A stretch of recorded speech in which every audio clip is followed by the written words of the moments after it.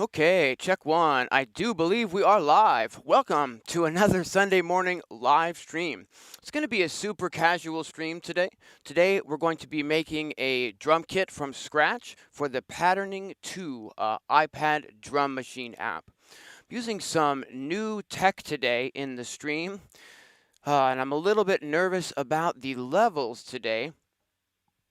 So if anyone is live and watching in the chat, if you can just let me know if hey, what's happening? Wall, can you hear my voice okay? I'm going to be talking a little bit about the setup here. But before I do that, I just want to give a really big shout out to App Access, a YouTube user who put a comment under last week's live stream.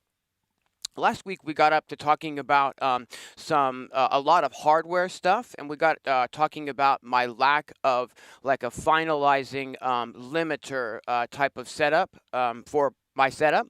And in the comments on last week's live stream, App Access was nice enough to suggest some possible solutions for my hardware setup for like a limiter solution.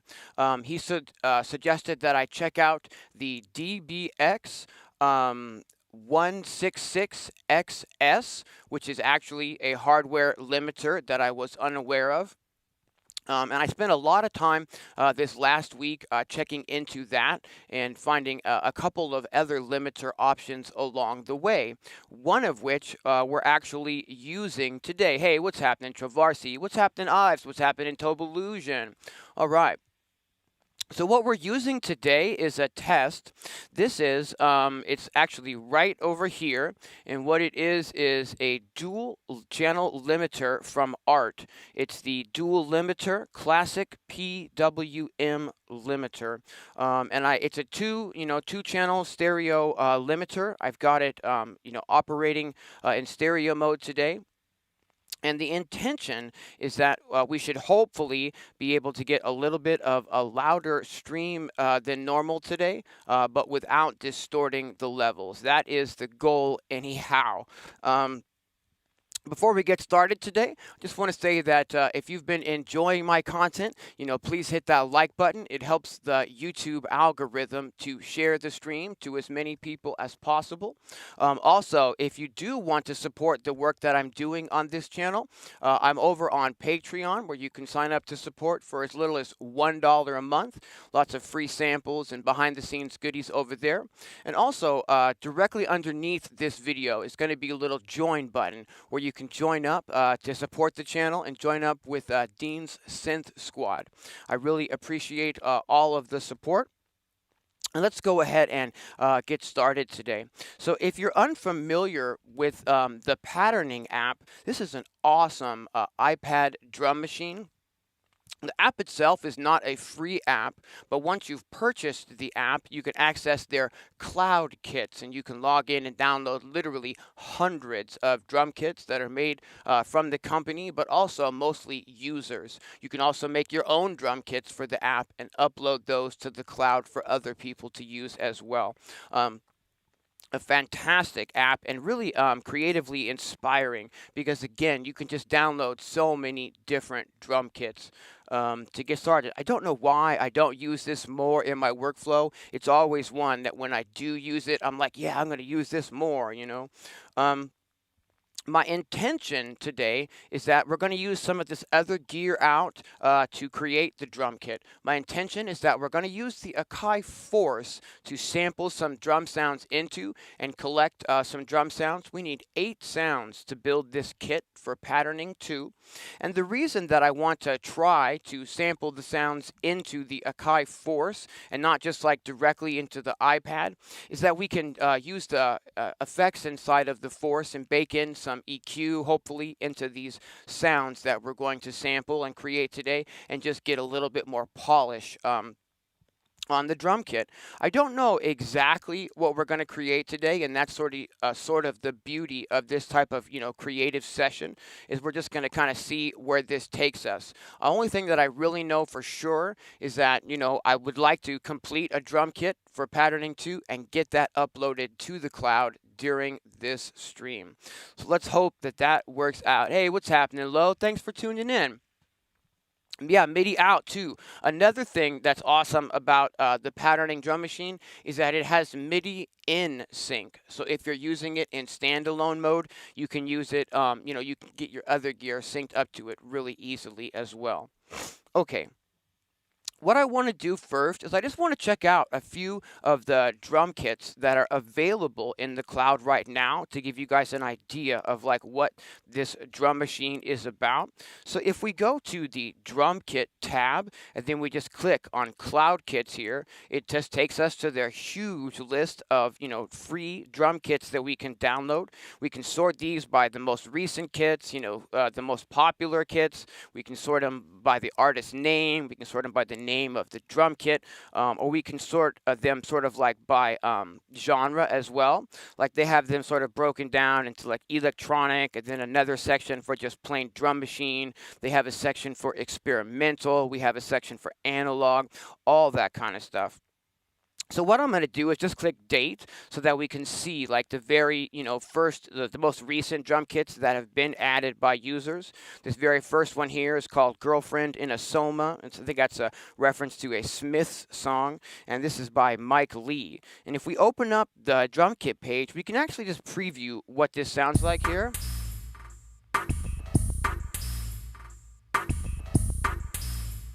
And if we like the way that sounds, maybe we download this drum kit and we get to work with it on our own. Next up is we have another kit here called Bomba from Mike Lee. Let's give a listen to what this sounds like.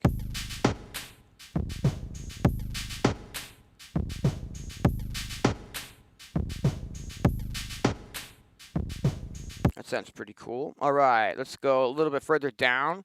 Maybe here's one called Space Time. Kind of a percussion kit here. All right. Let's go down just randomly here. Here's one from Rustic. This is called Rustic Techno 2021. Sounds a bit like this.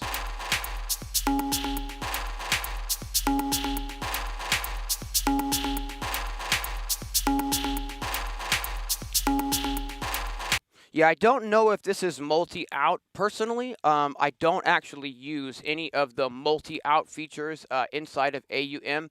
It's just it gets a little bit sketchy for me personally, and I'm mostly into using this app in a standalone capacity.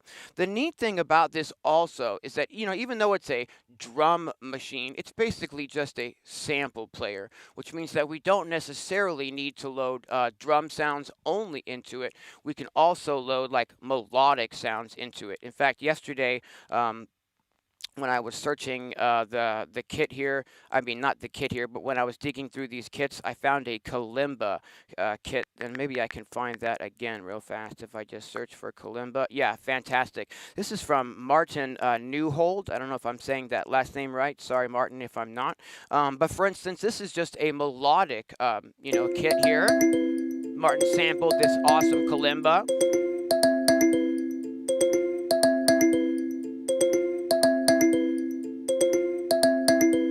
Yeah, we got Mundulator in the chat saying patterning is also very cool to sequence external gear. Exactly. I've actually heard a lot of people talking about using it that way. I haven't actually used it that way myself personally. I'm basically just using it as a drum machine, but it's awesome the amount of things that we can do with this drum machine. In fact, it even has a song mode where we can like get patterns, like write like a verse pattern, an intro pattern, a chorus pattern, all that kind of stuff. And then get that, to play back like full type of songs and whatnot. We can even change drum kits for the individual patterns. I'm not really that familiar with using the app in that type of way. I'm really just a basic user of it at this time. Before we start, though, I would like to, let's see here, if we can go to artist over here, maybe we get rid of that search. Whoops. It's still putting them alphabetically. That's fine. I just want to show you guys that I've already got, I believe it's 5 drum kits in this app already. Just wait for the cloud kits to catch up here so we can keep scrolling. There's hundreds and hundreds of kits that you can download. Come on, catch up to us. You can do it. All right. But we just keep scrolling down. We're into the D's, and here we get to the Electronisounds. I've got a Future Step 1 kit in here. I've got a bass music drums kit in here. I've got a chilled percussive house kit in here, a psytrance kit at 142 BPM F minor, and also just like another Future Step kit, like, dubstep and drum step and drum and bass and that kind of sound.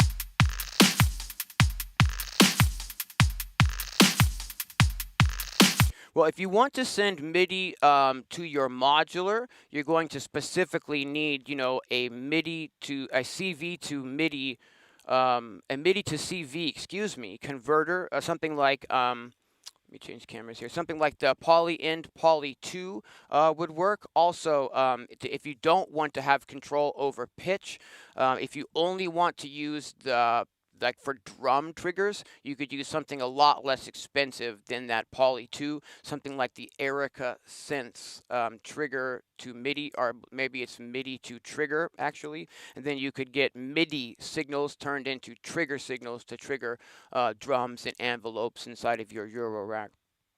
But if you want to be able to use it melodically to control the pitch of the sounds, then you would need a more robust MIDI to CV converter. Something like that Poly Ind Poly 2 would definitely do it. Okay. So what let's do is let's go ahead and start actually creating some drum sounds here. And what I want to do is I want to just sample some things into the Akai Force. That way we can, like I said earlier, use like some of the built-in effects in the Force, like the EQ potentially. Before we get started, though, I just want to address one thing, because I've been using this blue mixer here from Arvomic in a lot of these live streams recently. And, the whole point was that I bought a cheap mixer from Amazon. It's like a $99 mixer. And I've been really surprised with the audio quality of it. Now, a friend of mine purchased the exact same mixer after my recommendation and had some issues with like some crackles and whatnot in the mixer. So that was an interesting thing to note. Amazon was able to swap that out for him, and he's having, good success with his new one. But this week, in setting up for this stream, I experienced the first little bit of crackle from this mixer, and I did want to address that. Man, now it's not doing it. And that's all the much better. But there was a tiny little bit of crackle coming through on one of these, and I was gonna, spray the contact cleaner type of stuff in there. But I just wanted to address that, since I've been, pitching this on these live streams. Like, this is actually a pretty decent little cheap mixer. But I did have some crackle start with it this week. But again, that appears to be gone now. So I just wanted to put that out there. So that we can, keep up with the progress. If it turns into a hot mess, over the next few weeks or months, you guys will be privy to that or whatever. Cool. So that's out of the way. What I want to do then is I want to, let's switch over to the overhead cam. Now, I know we don't have like a tight up view of all the gear, but that's really the only way that I could get everything sort of in the shot. When we finish building the pieces, hopefully, we'll go ahead and take those out of the Force on a thumb drive, and we'll bring that over to the iPad and start importing these into the patterning app. And maybe I can bring the camera closer to the iPad at that time. Okay, so what I want to do is I want to sample, I'm going to start by sampling a kick drum. And I've already picked out a cool kick drum in the Electron Digitone for us to sample today. Now, I didn't have it plugged in ready to sample because I wanted to show you guys that crackle that I was getting in the mixer, which isn't showing, so it is what it is. Now I'm going to go ahead and plug the Digitone directly into the Akai Force here. Into the inputs, and I'm going to turn the monitoring input on so that we can hear what's coming in there. All right, and I want to make sure that we get a nice level here. on this kick drum. And now this is where things get a little bit screwy for me because I have a lot of new things to look at this week. I have to sort of keep in mind the level that we're actually sending out to the stream, which I can kind of, see in OBS on my streaming laptop here. But I also have to be conscious of the level that we're sending in to the actual sampler. So I'm recording a hot level. I need to make sure that the level going into the mixer is okay and not distorting or just sending too hot a signal into the mixer. And then I need to make sure that the limiter itself isn't like set to the position where it's like squashing down our audio too much. So as I watch this back today, I'll know a little bit more, hopefully, as to how this art dual limiter, classic PWM limiter, is actually affecting the audio in the stream. The goal is, again, just to get the stream a little bit louder, a little bit more even in audio consistency without distorting. Okay, so I'm going to go ahead and adjust these input levels here. Try to get a nice even level on this kick drum, left and right channels, I mean by even. And I think that looks good for now. Oh boy. Okay, so we're going to go ahead and just sample that right in. Cool deal. I'm going to hit arm, and that's, recording. And then I'm just going to sample the kick drum. Cool. And what we're going to do now, we'll just label this kick, do it. And we'll keep that sample. And then I can go into the menu. We can go into sample edit, and we can take a look at that. And we can start trimming that out a little bit. We can get in here. And we can potentially normalize this sample and make it as loud as possible here. Trim out a little bit more of that extra air there. And let's see, zoom in. Maybe I can make these knobs react to the screen so that I can edit this by just zooming in with the knobs here. Get right in on the very beginning. I think right there is what I want. Right in on the very beginning of this sample. All right. Oh, that is loud. Okay, trying to figure out how I adjust which, I think what I want to do is I just want to bring this down a touch. I think that's better for the volume of the stream. Okay, and then I think I want to cut just a tiny little bit more of the air off of the end of this kick drum. We're going to go do that. And then I'm going to grab that little tiny bit of, air at the very end of the sample, and I'm going to go fade out so that we've got absolutely no possibilities of like clicks or pops happening on that kick drum. And let's see here. So I'm going to need to relabel that now. Let's see this kick. Let's just call that kick 1 for now. Fantastic. And okay, what I want to do is I'd like to create just like a blank drum track here that I can start loading these sounds and samples onto so that we can kind of make sure that what we're building up is going together sound-wise and gelling. So here we have kick 1, all right, on this pad here. And let's see here. What I want to do is I want to go ahead and get a snare drum next. And I think we're going to use the built-in analog drum synth inside of the Force to get that. Before I get that real fast, let me just take a moment and check in with the chat and make sure that I'm not missing anything. Also, if you have any questions along the way of the session today, please feel free to ask those, whether they be, music making related for patterning or the Force, or just, music making related in general. And I'll do my best to answer any questions. Hey, what's happening, Big John? All right. Okay. Let's see here.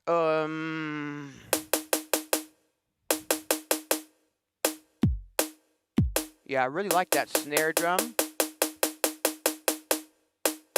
So what we're going to do is we're going to go ahead and just sample the snare drum. This is just from the analog drum synth inside of the Akai Force. And what we're going to do is we're going to go back to the sampler page. And instead of using the stereo inputs from outside of the Force, we're going to turn this to where it says resample left and right. And now I'm recording anything from inside of the Force. I got a little bit too hot of a level here on that. So let's see here. Maybe I can bring that down here.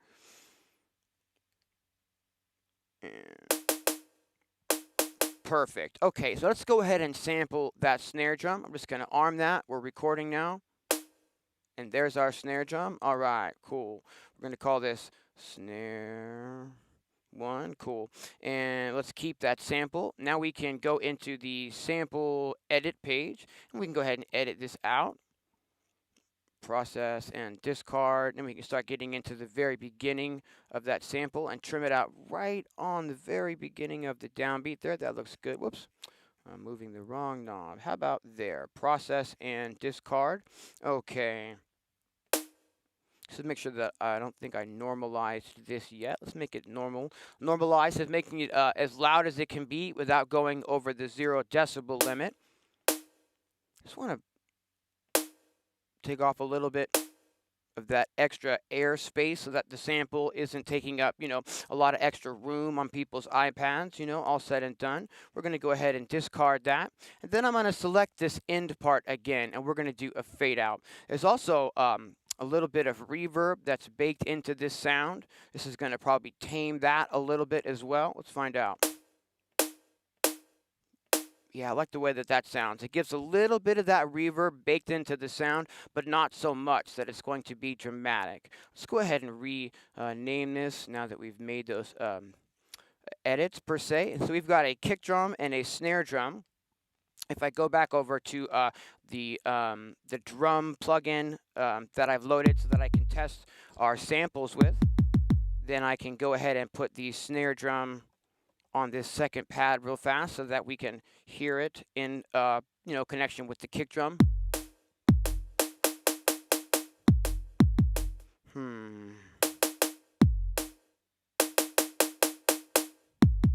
Definitely having some limiter stuff, which is like choking the volumes of my sounds at this time. I'm not exactly sure what I need to do to fix that. Let's see here. I believe let's see. How about getting to the? Let's see, maybe just turn this down.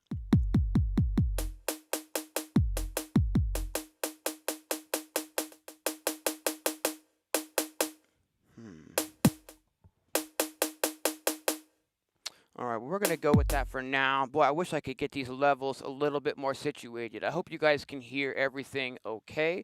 But we've got a kick and we've got a snare drum. So let's go ahead and move on then. Using something like the digitone can be fun to scroll for new sounds. One of the things we can do is see if I go back into the sampler tab and we put this back to input 1 and 2 and we make sure that the input is on so we can hear what we're putting out from the Digitact. I can tell the Digitact to filter the sounds by maybe only, hi-hats and maybe like percussion sounds. And then we can start scrolling through a few more of these and see if we find something else inside that we'd like to add to our drum kit.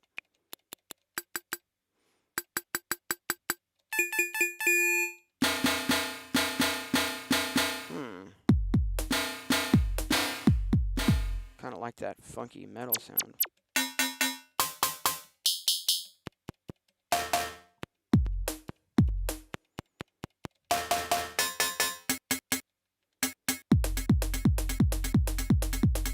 I like that little sound right there.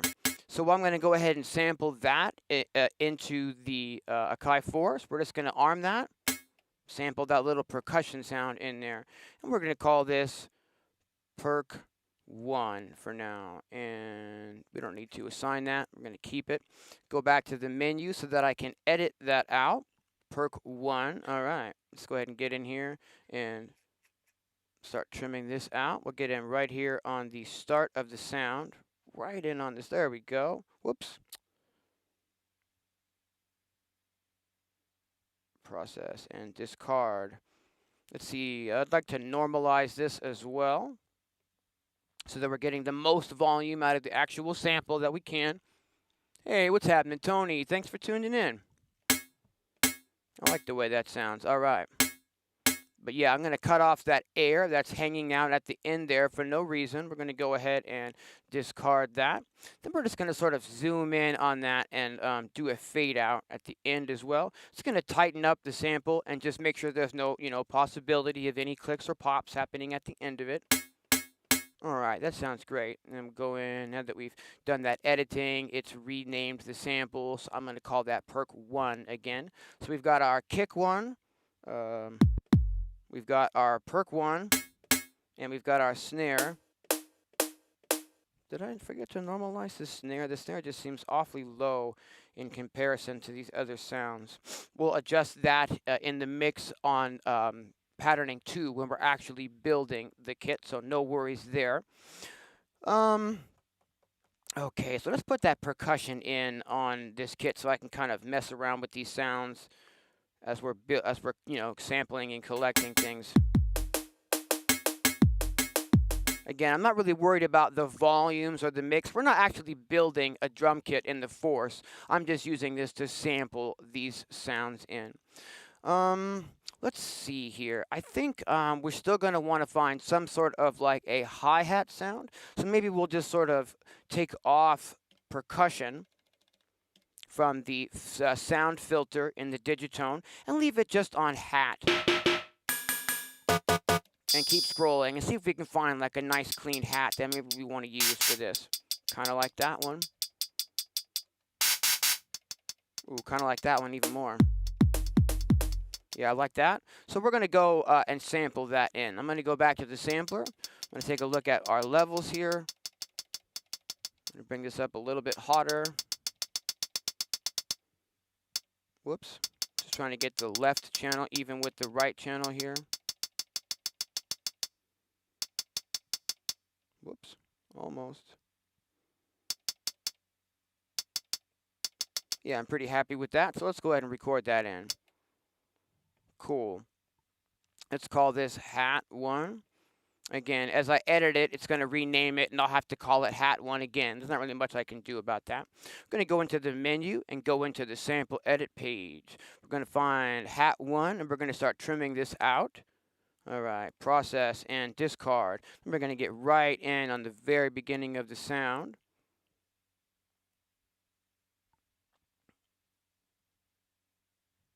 Can I get any closer? Come on.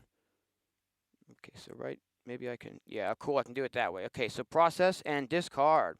Let's go ahead and normalize this at this time. So we're getting the most volume out of the actual sample that we can. So we don't need to crank the faders up inside of patterning later. We can keep those, relatively low and keep the noise floor overall pretty low as well. Let's just trim some more of the air off of that hi-hat so that we can keep the sample size nice and low. So we'll discard some of that extra air. I think I can get rid of some more air too. Yeah, we can. Let's do that. And then let's grab this ending section here and do a fade out. It's going to just sort of tighten up the sound a little bit and, make sure there's no clicks or pops hiding out at the end of the sound. Now I can go ahead and relabel that, since as soon as you make an edit, it gives it a new name. But we just want to call that hat 1. All right. Now we can just sort of go back to the drum kit here. I can go edit, and we can put that hat on this pad here. So again, I know the levels are really, not consistent and kind of screwy over here in the Force, but that's nothing to worry about right now. We're just trying to collect the sounds in a way that I can sort of make sure everything goes together. Okay, so we've got 4 sounds already, and we need to get a total of 8 sounds in the kit. We've gotten 2 sounds out of the Electron Digitone. We've gotten 2, or was it 3 out of the, yeah, 3 out of the Digitone and 1 out of the Akai Force. What I would like to try to do at this time, this is what, building kits and being creative is all about. It's about trying things out, seeing, what works or maybe what doesn't work. And what I'd like to do is I'd like to take the Dirtywave M8. I'm going to go ahead and see if I can show you guys what happens when this starts up, because it's awesome. And I'm going to point the mic towards it too.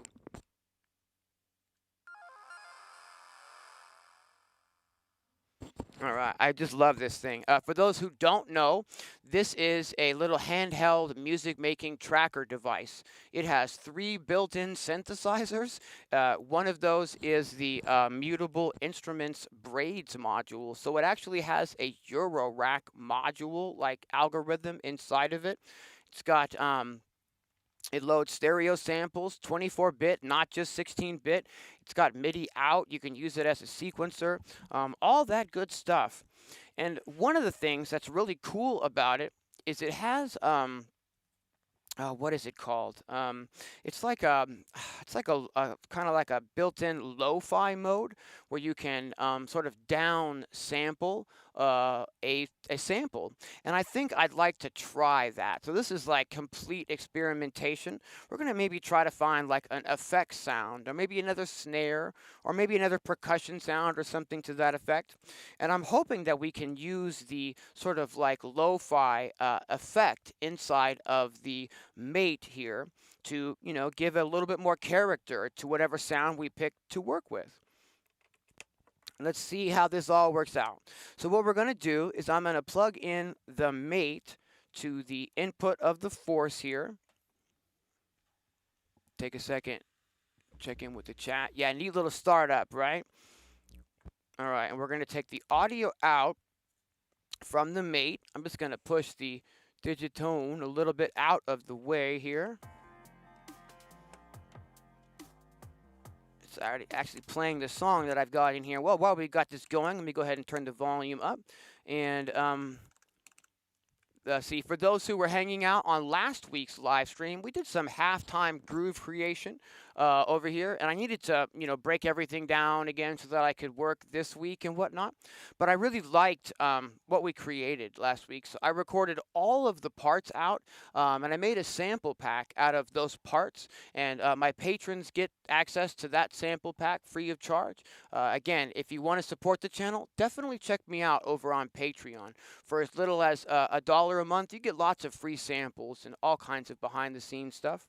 And so I've recorded all of those pieces from that jam out, and I've started remixing that inside of the Dirtywave M8.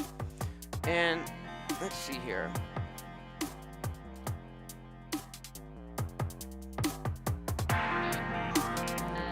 So what we're hearing right now is actually pretty much the groove that we created last week. Boy, my level is a little low going out to the stream. Here we go. Always have to readjust as I'm going these levels. All right. Anyhow, it's not about, playing this track or anything like that today. But what it's about is I'm going to get us a new session here so that I don't mess anything up that I've been working on. So let's just go ahead and go new, and it goes new song created. And now I can go in here and we can get access to a sampler. And so I can go to load something now, and I can go to, for example, like I have a whole bunch of sounds that are included in the mate, for example. I can go into the bank of my included sounds. There's like basses, chords, and claps, and, drum loops. Clap might be good to get in a moment. But what I really want to do now is see if we can get like a percussion sound or like an effect sound or something like that. So we're going to go into this percussion folder. I believe there's what, like 64, percussion samples in here. And so maybe we can actually, there's even more. Maybe we can find something that we like. Ooh, hold the phone. Kind of a neat little backwards sound here. And I really like the way that this actually goes with what our other sounds are sounding like. So let me go ahead and set the level here on the force so that we can record this sound in. It's kind of like a cool backwards effect sound. Just trying to get the levels pretty even here on the left and right channels, and also get a, a pretty decent recording level. All right, that looks pretty good. I'm going to go ahead and hit arm, and we're going to record that little effect sound in. All right. We're just going to call this effects. 1, cool. We don't want that to go to a track or anything, and we're going to keep that. Now, if I go over back to the sample edit menu, here we've got effects 1, and I can go in and just start trimming this out. Discard. Fantastic. We can go ahead and normalize this sound to get the most volume out of the sound as possible. I'm going to go ahead and try to get right in, edit it on the beginning of that sound. I think we can trim off some more of that air at the end. Yeah, even more. I think right there is good. And then we're going to do, you guessed it, we're going to zoom right in on the end, and we're going to do a fade out just to make sure that there's no possibility of any clicks or pops in our sample. Okay.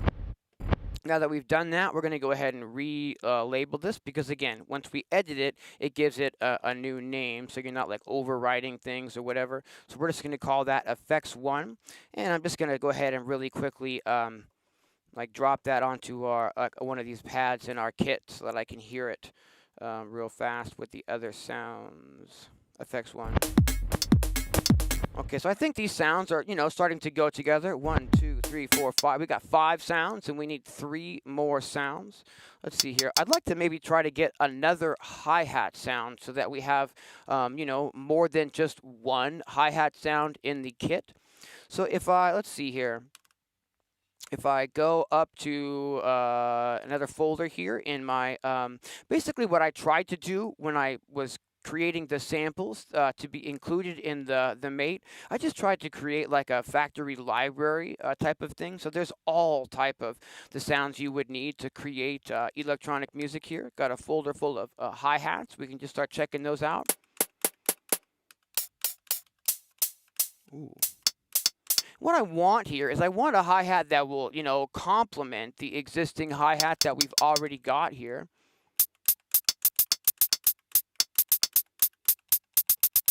That's almost it, but not quite. Ooh. That's almost a 2. Yeah, I think I'm going to sample that little gritty hi-hat out. I really like the way that sounds. Although I did say that we were going to try to do the included kind of lo-fi effect. Let's try that on this hat. Let's just grab this hat and load it up. Now, if I go down here, there it's degrade. That was the word I was looking for. Okay, so what we've got, but we can bake that into the sample here. If I go into the sample page, okay, fantastic. It's down sample. That's what I'm trying to figure out. Down sample, Dean, not, okay. Anyhow, the sample now sounds like this. Okay, it's already pretty gritty. Okay, so this is going to be a test. This may or may not sound awesome when we start downsampling this. What I've found is that the first time you downsample a sample in the mate, you don't really hear a lot of the difference. I'm going to go ahead and hit enter, and it's now downsampled that for us. So maybe a little bit more crunchy, but the second time you do it is when you really start to hear a difference. So I'm going to, here's the sample. And I'm going to downsample it again. And now it's starting to get darker and more gritty, and I really like the way that that is sounding. So we're going to go into the sampler here on the force. I'm going to bring our levels up a little bit so I'm getting a decent recording level. I'm trying to make that pretty even. Sorry about the volume getting a little loud there. And I'm going to go ahead and sample this guy in. Okay, fantastic. Now this is going to be hat 2. All right. Now, we could have done this on the iPad as well. We could have sampled all of these things into something like Beatmaker 3 and done whatever sample editing we needed to do there. I'm really familiar with using the Force right now, and I find that it's really super awesome, for exactly what we're doing here, just sampling and editing things into. We're going to go ahead and keep hat 2. And also, if I want to do EQ work and whatnot on these sounds, which we're going to check out in a minute, then I can do that, right here in the box as well. So if I go sample edit, and then there's our hat 2, we can start getting ready to trim this out here. Process and discard. And then let me just get right in on the very beginning of that sample. I think that looks about right. And let's go ahead and normalize this one as well. Again, I'm just trying to get the actual source material as loud as possible without distorting so that I can keep the mixer's channels as low as possible inside of the patterning app when we start building the drum kit there. And that just sort of keeps the noise floor in the end as low as possible for the end user. I'm going to trim off some more of the air from the end of that sample, discard, and then we're going to go here and we're going to do a little bit of a fade out at the end of that sample. Fade out. Fantastic. Now that it's renamed it, you know, sample 33, we got to go back in and we got to go, nope, that's hat 2. Okay, fantastic. So we can go back to our drum kit here and maybe put that on the pad next to the first hat. So we've got hat 1 and hat 2.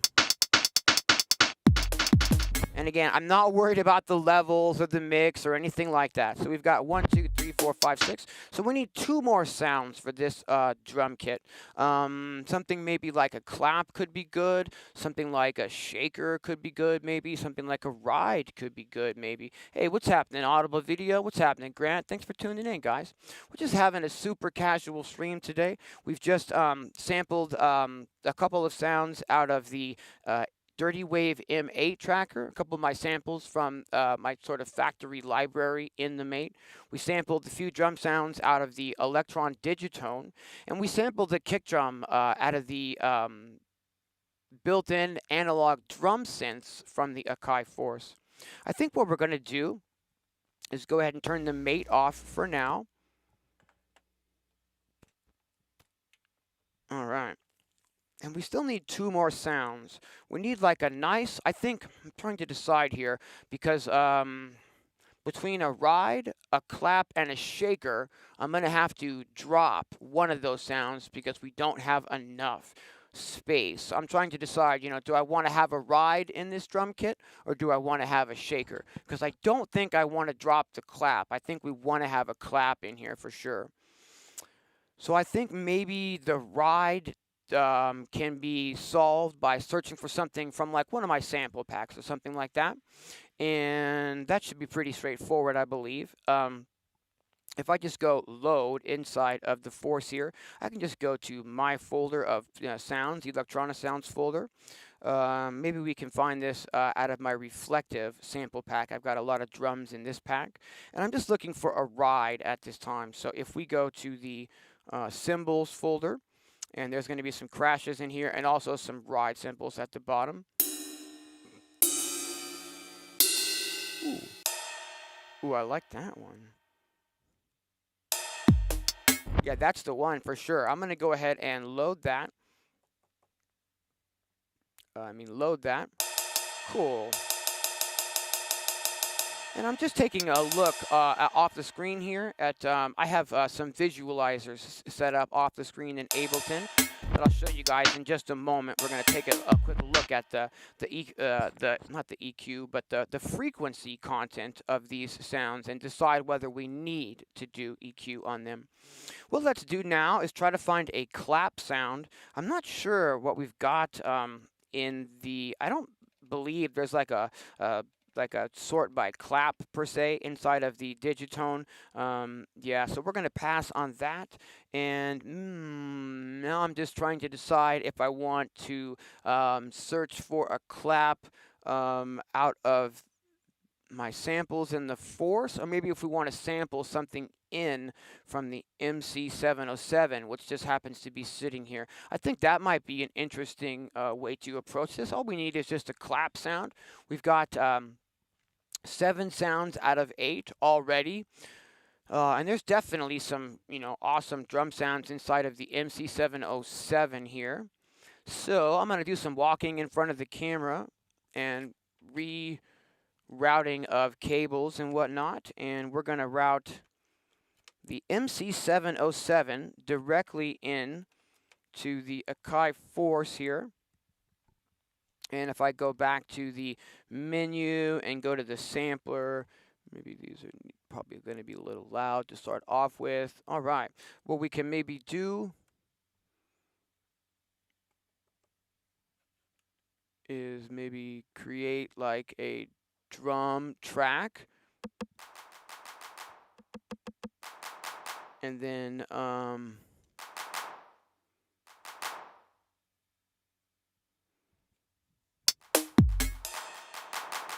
let's see here. What I want to do,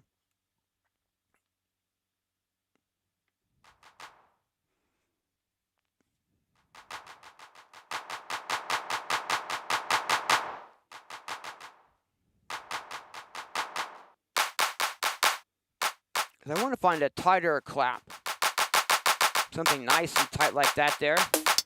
Yeah, that's the one for sure. Okay, so I just want to get the levels looking decent here on the 4 so that I can sample that clap in real fast. Try to get these even.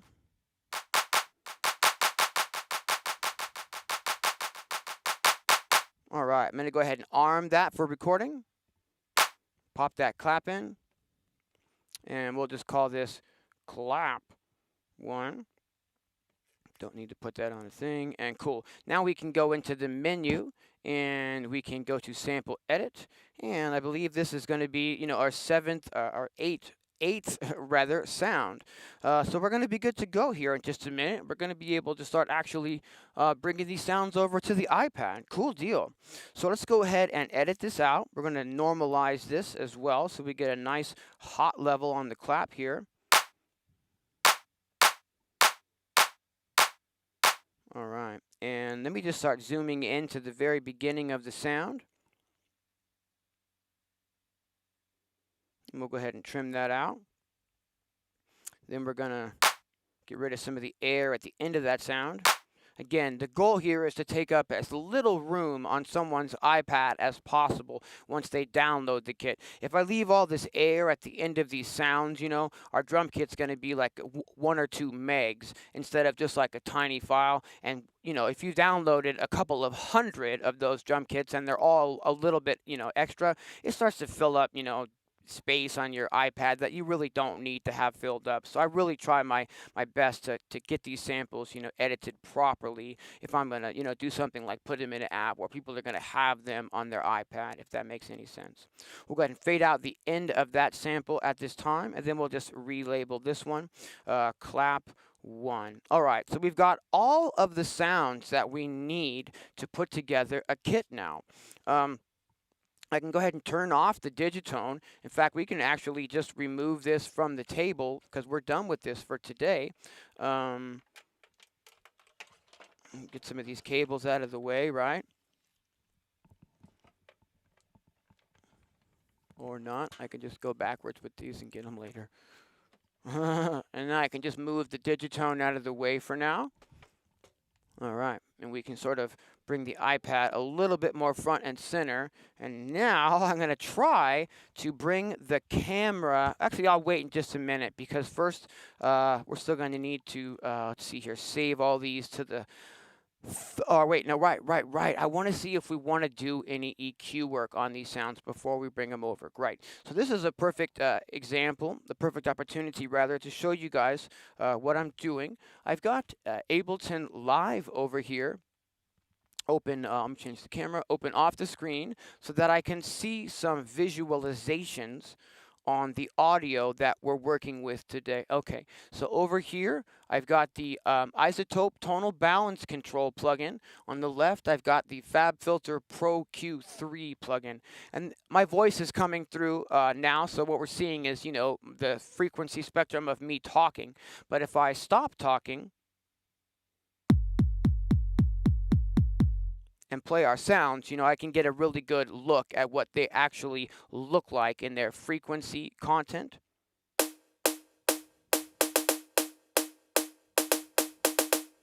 Our snare has a little bit too much high frequency content in this area right here. I'm going to be quiet and I'm going to show that again.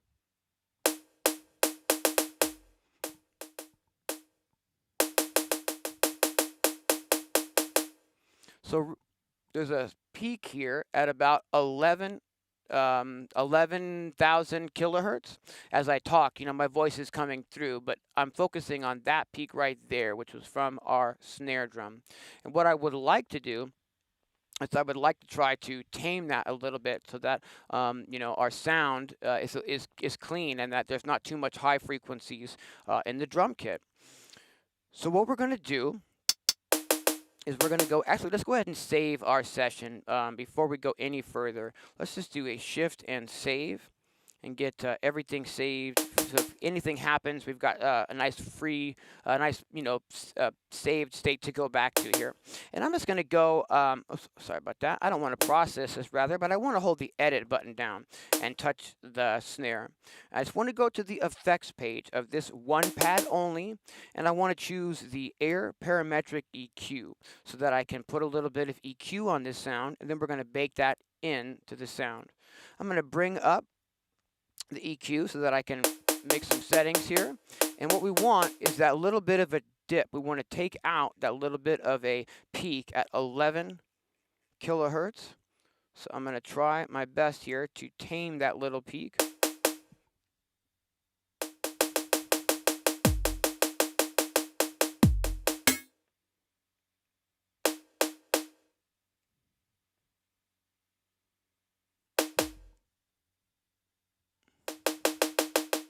Okay, now that peak is a whole lot less when I'm going to show you what I mean by stop talking here.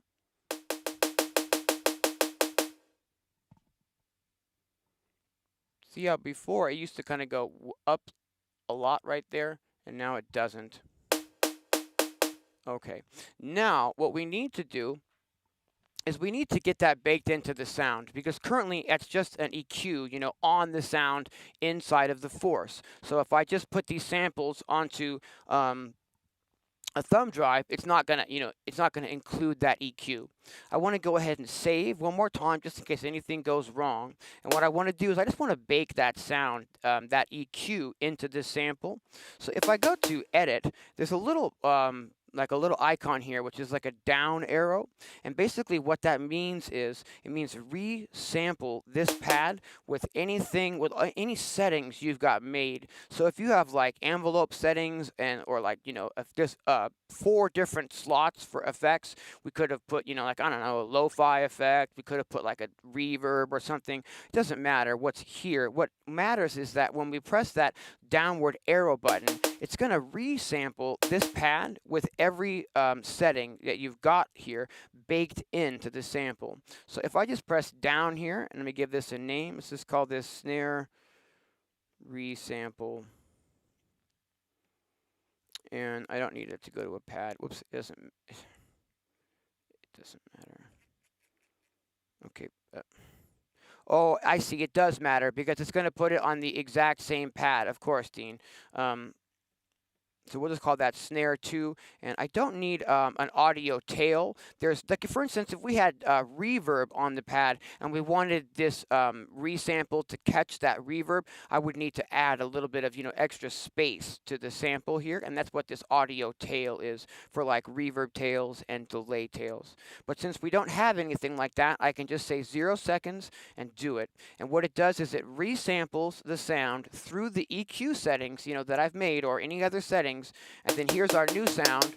It's been EQ'd, and it deletes, whatever effects you've just recorded that through. Uh-oh. Looks like my dog, Opie, needs to take a trip outside. So let me let Opie outside real fast, guys. Can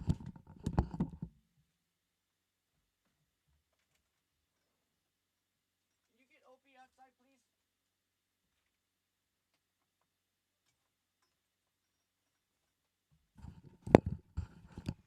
All right, thanks for your patience, everyone. Let's go ahead and take a look at the rest of the frequency content in these sounds here.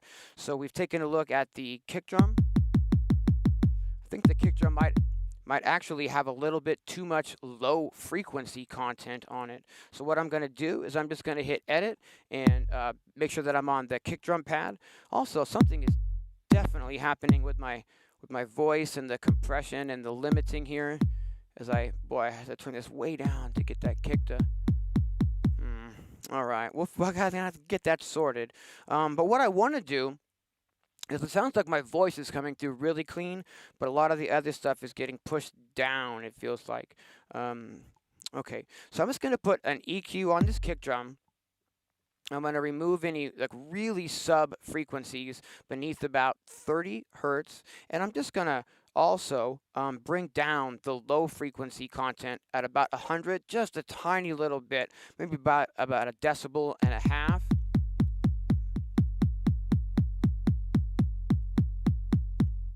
Just trying to bring a little bit less low frequency content to this actual kick drum here. I think that sounds, pretty good. And what we're going to do is we're going to go ahead and save at this time. And then let's go ahead and flatten that sound with the EQ built right in. If I just, bring that up and then we press the flatten button, we can go ahead and just flatten that right to the same pad, but with that new EQ built right in. Again, I know the levels are really messed up here, but again, we're not really worrying about that so much in the Force. Just checking the EQ on the rest of these sounds. We're definitely going to want to pull some of the high frequency content out of this sound here. I know it's really loud. Sorry about that, guys. We're going to go edit, and we're going to go to the effects page where I can put that parametric EQ on this sound. We're going to open that up, and we're going to go ahead and take down some of these high frequencies off of this. So it's not quite as extreme in the high frequencies. Yeah, that's much better. And I'm going to go ahead and resample that now at this time. Fantastic. Let's do that. And again, every time I resample it, it resamples it with those effects baked into the sound. Let's go ahead and save at this time. Let me just take a quick moment and check in with the chat. Change this camera back here. Thanks for your patience, everyone.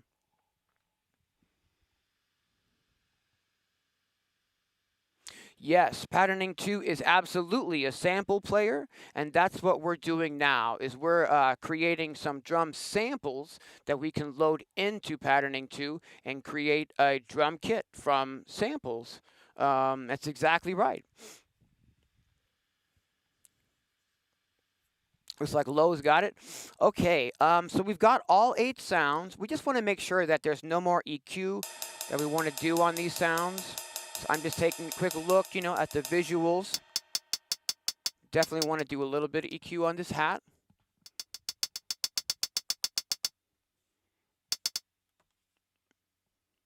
There's a little bit of extra high frequencies coming through here at about 5.3 kilohertz.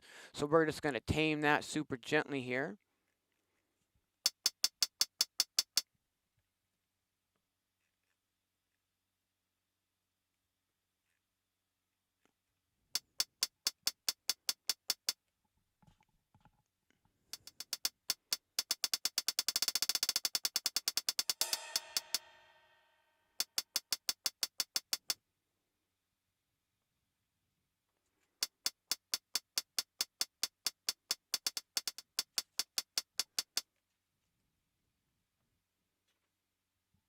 Hey, Opie, you made it back.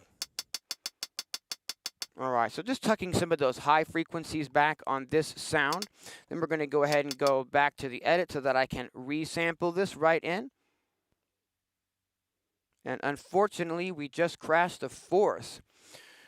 Oh, your Force recovered from an internal error. That's no big deal because that's why I'm a chronic oversaver. We haven't lost much. All we've lost is that EQ work on the hi-hat and the resample. It says, what do you want to do? Load the last project or start over? Let's just say start over at this time. And then if I go, what is it like? Rather, I go to the menu and we go new project. Then it goes to like its loading screen, so where I can select the actual project that we're working on. YouTube patterning drum kit. Cool, we'll load that up again. Not a big fan of when instruments crash. You guys saw it here live. Tried to do the pad flatten and it crashed the Force. And I don't even have anything in here. I mean, this is like a really empty project. That sucks. Okay. But it's really no big deal. Because like I said, we haven't lost the EQ work that I've done on the other pads. It's already, still there. We just lost that last little step. So I'm going to re-EQ this hi-hat.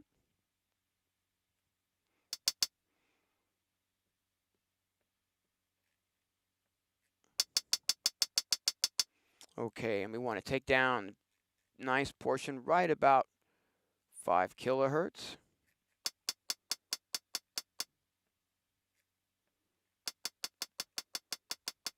All right, really taming that there. And now I just want to flatten that again. Let's go ahead and save before I do that. And we're going to hit the flatten button. Do it. And I think we're going to want to, whoops, just go back to the sample editor. And I think I need to normalize this sound one more time. Absolutely.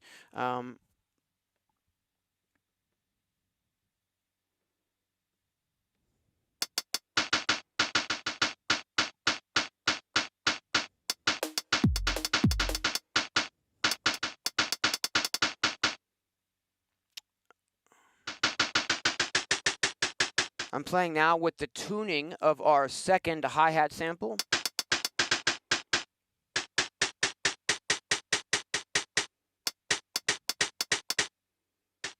Obviously, it's, really loud and would probably be tucked back a lot when we start mixing it in the iPad. But I just want to get it, where I want it to be, per se. And I like the pitch of it pitched up a little bit. So we're going to go ahead and bake that into the sound. I'm going to go ahead and save. We're just going to hit the flatten button. And we're just going to bake that new, pitch into the sound. Cool. Now we can go back to the sample edit menu.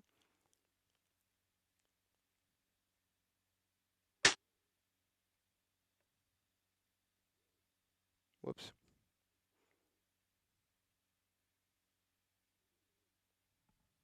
Hold on here. Yeah, I have an extra kick here for no reason. Let's get rid of that.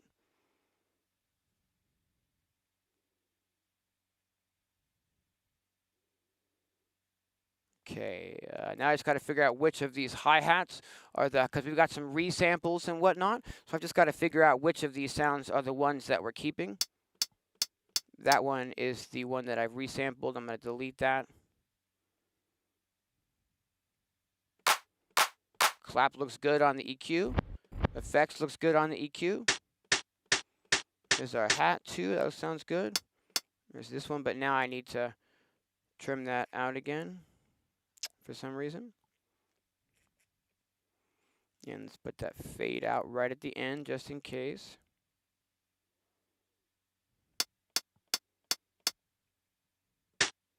There's a resample of hat 4. Do that fade out.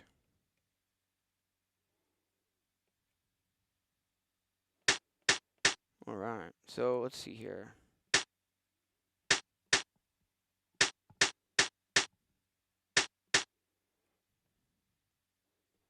Got one too many hats there.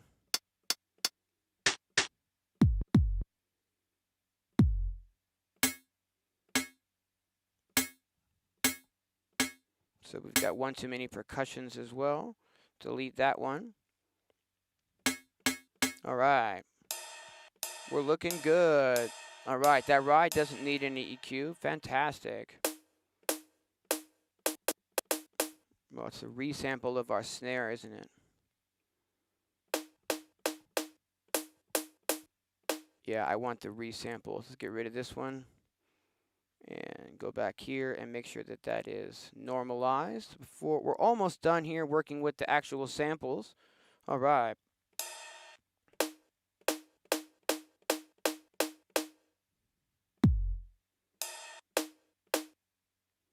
All right, fantastic. I'm going to go ahead and save the force session at this time. And now what we need to do is we just need to get the actual 8 samples that we've sampled and, created inside of the force. We need to get those onto this thumb drive so that I can remove that and bring that over to the iPad so we can load these samples inside of patterning 2. So what we're going to do, I'm not exactly sure. I know how to do that on the MPC Live, like no problem. Let's see here. How do I do that on the Force now?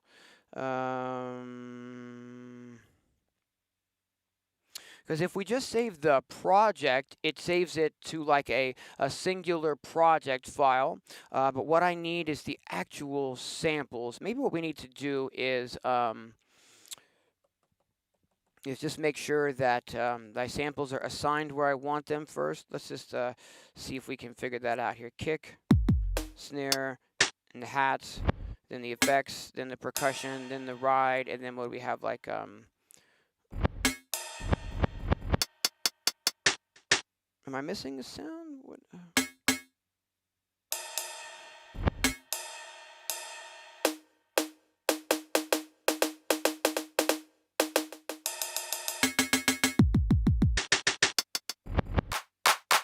Do I only have 7 sounds in its entirety? 1, 2, 3, 4, 5, 6, 7. Hold on, I'm counting all wrong here. 1, 2, 3, 4, 5, 6, 7, 8.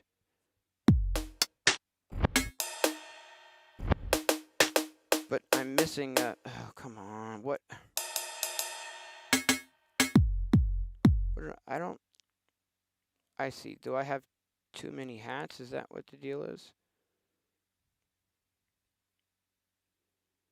Oh my gosh, I'm really confused all of a sudden. Give me just a second to figure this out, y'all. All right, let's see here. We got 1, 2, 3, 4, 5, 6, 7, 8. But I only have. What am I missing? Oh, for Pete's sake. The clap? The clap. It's the clap. You're missing the clap, fool. Put the clap on. Oh, I see. I need to actually do it this way. Okay, no worries. There we go. Clap. Come on. Okay. Now we've got all 8 samples assigned to the pads. Okay, good deal. So that I can activate the sample that I want to. I believe if I just hold a sample and then hit save, then I can go save sample. This is what we need. Fantastic. Okay, so we've got, let's see here. We've got, I would probably like to come up with a name for this drum kit, which is actually kind of lame to do it at this point in the process, since we're not like hearing the actual finished, sort of kit construction inside of the iPad. But it would help if we can rename the samples all with like the same prefix, maybe. I'm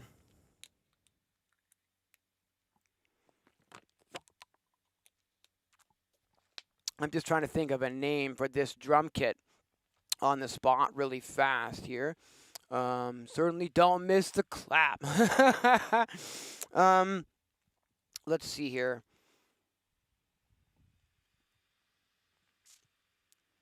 Let's go ahead and yeah, I'm just gonna label these, I think, with my initials for now. So it's gonna be like D dash kick 1, and then we'll save that onto the cruiser. Yeah, cool, save. And I'm just gonna do that with all of the samples here. We're gonna select the snare, and we're gonna go, let's see, check 1, 2. How am I doing? That's what I thought. The volume to the stream is really low now. So I can maybe bring that up a little bit here for now, but we'll need to turn that down in a minute when I start getting to the iPad. Okay, so I just need to save that now. We're going to save that sample, and then we're saving it to the cool. So I just need to go, whoops, D,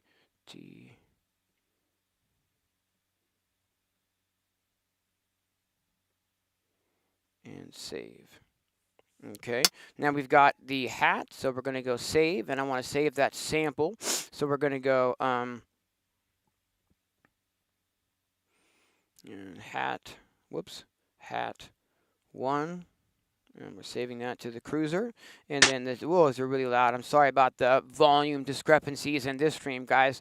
I really have a lot of work to do to try to figure out how to get this limiter set the way it needs to be set, I guess. Okay, so save, and then sample. It's going to be DD hat 2, so DD hat 2. Okay, and save. We've got 4 more to go. This is the effect, so we go save, sample, and DD effects 1. Cool, do it. All right. It's going to be perk 1. So save sample and D perk 1. Do it. Save that to the card. 2 more. This is the ride. Save sample. And we're going to call this D ride 1. Cool. Save it to the thumb drive. And lastly, we've got that clap. We're going to go save sample. And let's see here. D clap 1. Okay, fantastic. Save. Now I've got all 8 samples saved onto the thumb drive, and we can go to the menu and we can remove the thumb drive. Bam, and then we can take this out. Okay. Now what we need to do is we just need to remove, so my iPad is plugged into an audio interface, okay? I've got it, I'm using the Apple brand adapter. The adapter itself doesn't make any difference if you've got an older iPad that uses the Lightning, or even an older iPad that has that 20 pin or whatever. You still need this adapter to connect an audio interface. Apple brand adapters are the ones that you need. They make several different ones. If you need the one that's a Lightning to USB, then get a Lightning to USB from Apple. This iPad is a USB-C, so this is a USB-C adapter. It's got a USB, regular size in it, and it's also got an HDMI out. They're not cheap, but you need the Apple brand adapters. So this is how we're plugging in the iPad to the audio interface that we're using today. But I'm now going to unplug that, so we're not plugged into the audio interface anymore right now, but we're going to plug in the USB stick to our iPad. And now, at this time, I'm going to see if I can get the camera a little bit closer to the iPad so that we can see a little bit better on this side of the stream. Okay, ouch. There we go. That's a lot better. And then let me go ahead and maybe center this a little bit for us here, sort of a thing. And maybe I can even, maybe we can sort of, oh, I see. It's because of this cable. Just moving a power cable now. Just kind of trying to get this so we can actually see what I'm doing. Cool.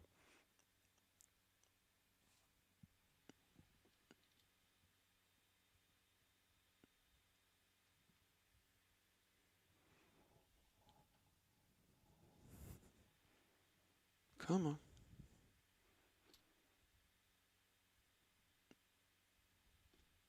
All right, I think we're going to call it with that for now. And what we're going to do is we're going to go ahead and, let's see, I'm going to just close patterning 2 for now.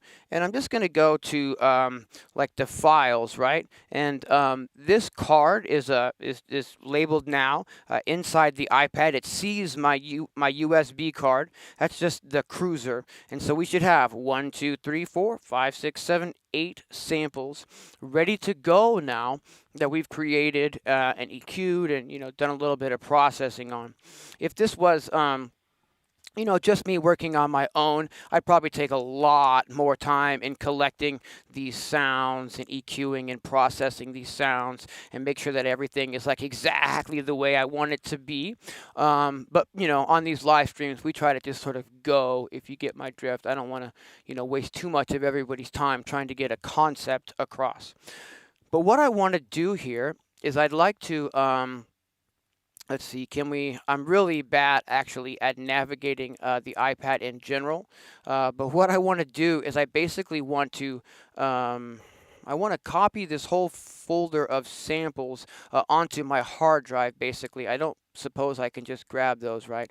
No, but we can do a new folder so that I can potentially put them all in there. And let's call this new drum kit, drum kit 2021. There we go. Cool. And then so I've got a folder. Now what I want to do is I want to put these sounds in that folder. Can I do that? Yeah, cool.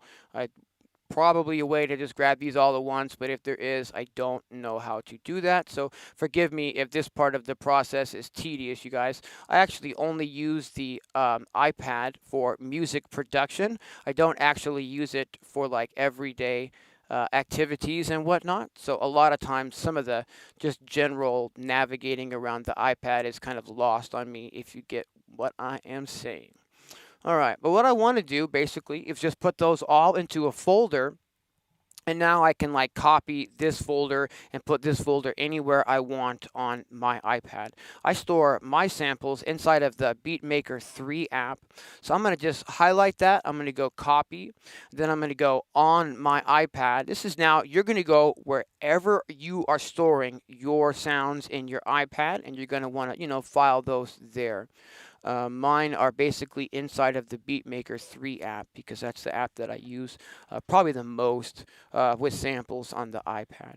Okay, so we're going to go Electronisounds, and then maybe just paste that in here for now. Paste. Cool. DD New Drum Kit 2021. So now I've got those actual samples that we've made and we recorded in the Force. We've now got those onto the iPad. I don't know if I need to actually do any sort of official ejecting thing here. If I do, then we're not going to. So I'm going to remove that thumb drive, and the reason that I'm doing that is so we can plug the iPad rather back into the audio interface now. So this is the audio interface. Plugging the iPad back into the audio interface, so we're going to be able to hear what we're doing on the iPad. Let me just take a moment and check in with the chat, make sure that I'm not missing any questions. Yeah, right off the jump, Original Synth says, I had problems with fake copy dongles. Exactly. What you really need is you really need that Apple brand. How it works is, like, if a company comes out with a cable or a dongle of any kind, they need to get like some sort of they need to like pay some sort of a license fee to Apple or something to that effect to make it work with Apple. And if they don't, pay Apple any money, and like Apple finds out or something, they just recode the stuff, and then on the next update, that particular brand, like, I don't know how it works. I'm not a coder. I'm not a, I don't make gear, you know what I'm saying? But like the zeros and ones, like Apple knows about that kind of stuff. And like they'll know, like, this particular brand of cable, like you didn't pay us any money, so no longer work with the iPad. So even if like a generic brand something, you got for cheap works for a little while, the chances are the next Apple update or whatever, it's going to stop working, is what I'm saying. So you really just want to pay that extra and go for the Apple brand stuff, or at least stuff that says that it's Apple MFI certified. I don't know what that stands for. Like, it just stands for that the person making the product is paying some, payable to Apple, really. Okay, fantastic. So we've got those sounds on the iPad. What we're going to go ahead and do is we're going to open up Patterning 2 again, and we're going to start putting together this drum kit now. All right. Now, this isn't an app that I use like every day. I've used it quite a bit in the past, and I really am trying to encourage myself to use it more, because every time I use it, it does exactly what I need it to do, basically. What we're going to go ahead and do, though, is we're going to go to File, and we're going to choose New. We don't need to save anything. So this is going to get us into a new project, and I'd like to do like a pretty fast kit today. I don't know. I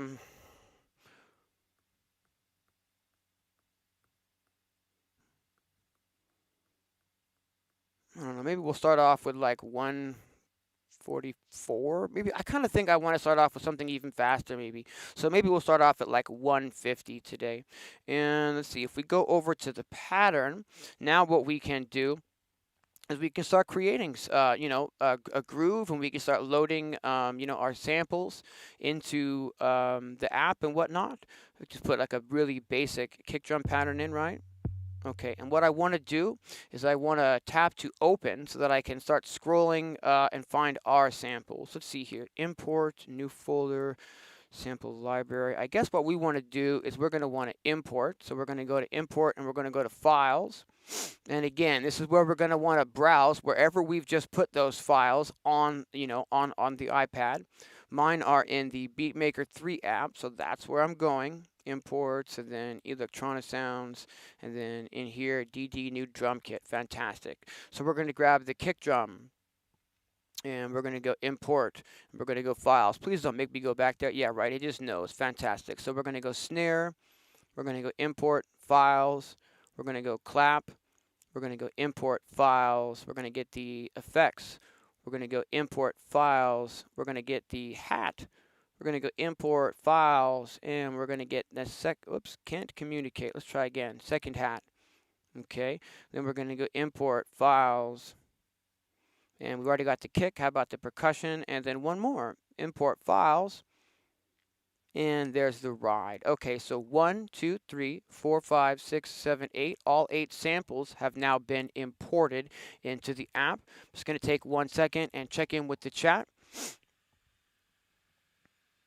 Yeah, what I'm using right now is I'm using the Novation Audio Hub 2x4 as my main audio interface for the iPads.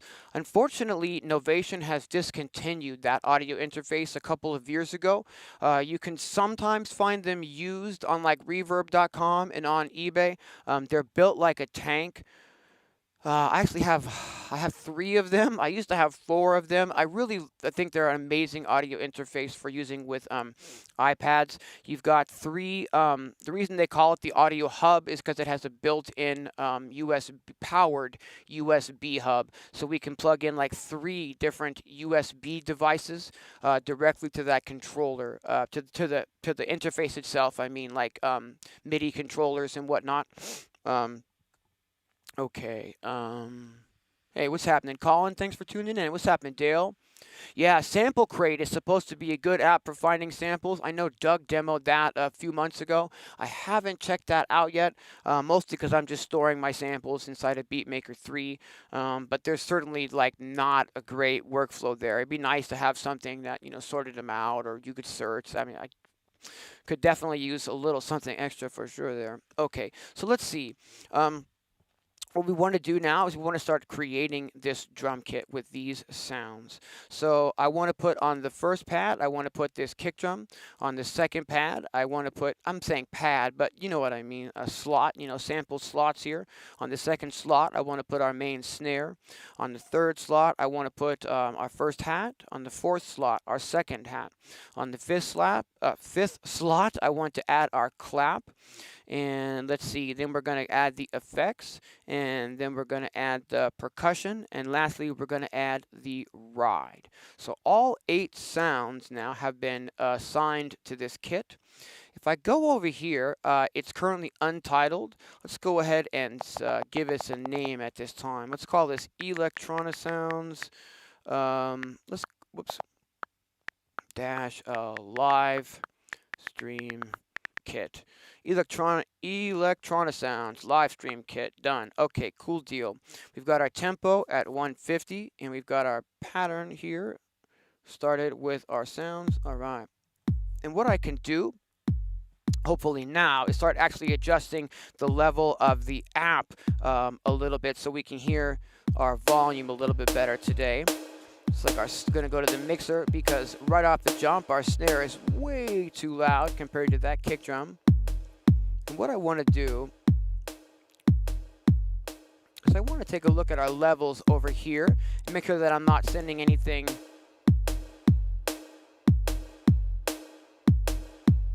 like sort of too hot. And then what I want to do is kind of reset the volume of the stream according to what we're looking at here. So give me a moment here.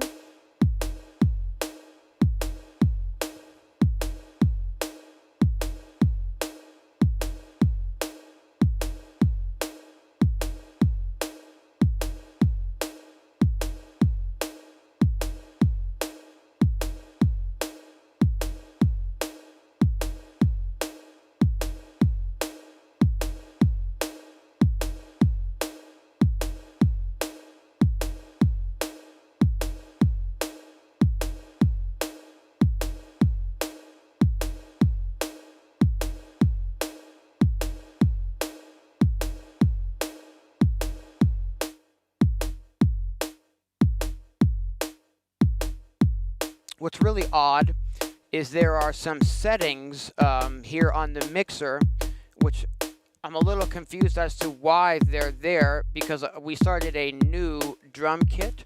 So that's why there was all that excessive reverb, for instance, on the snare drum as I started there, because there's some settings here in the mixer that aren't sort of at their default state, which I do find kind of odd, being as though we clicked a new project. I would have thought that would have defaulted everything to, new.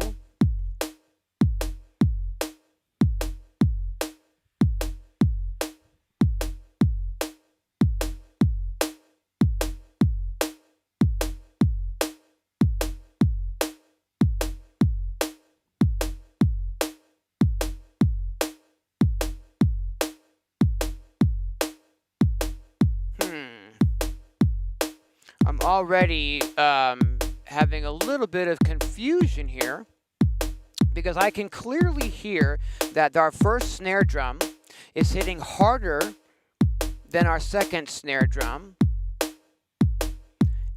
And that doesn't really make any sense to me, because they're both set exactly the same way.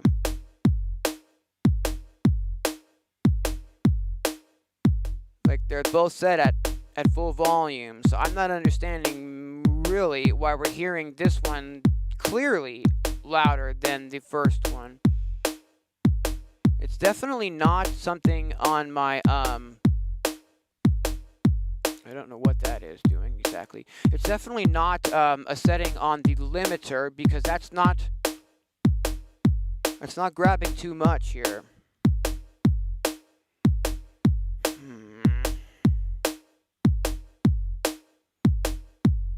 But I'm definitely hearing that first snare drum is quite a bit louder than the second snare drum hit. Alright, this is what I'm going to do, and this is probably not the best solution, but this is what we're going to do. I feel like I'm just, alright, we're going to go ahead and start again with a new kit. If I go to the mixer, yeah, see, look at this. I'm not exactly sure what the deal is here, but there's definitely an issue with the initialize state inside of this version of patterning 2. It has brought the kick drum level down. I mean, you can see here in the mixer that it's not at a default state at all. Those knobs are still set. However, they were set. Maybe because of the drum kit. Maybe what I need to do is, I'm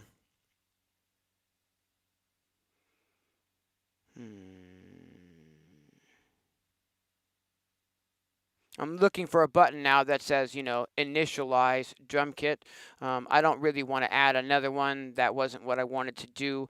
Like I said, I don't use this app enough. So unfortunately, I'm a little bit lost already. I'll be honest with you. But the very bottom line is I don't understand why it was being screwy with the snare drum, because even though we're resetting the pattern, no songs, we didn't actually save it, I guess. Okay, well, we're going to have to figure that out. Electronisounds, and this is the live stream kit. Okay, unfortunately, I'm really concerned about the volume of the samples there, and not sure why it was doing what it was doing. We're gonna go in and put the kick. Oh, I see. We're gonna have to do that again. Great. So there's the snare. There's our hat 1, and here's our hat 2, and then we've got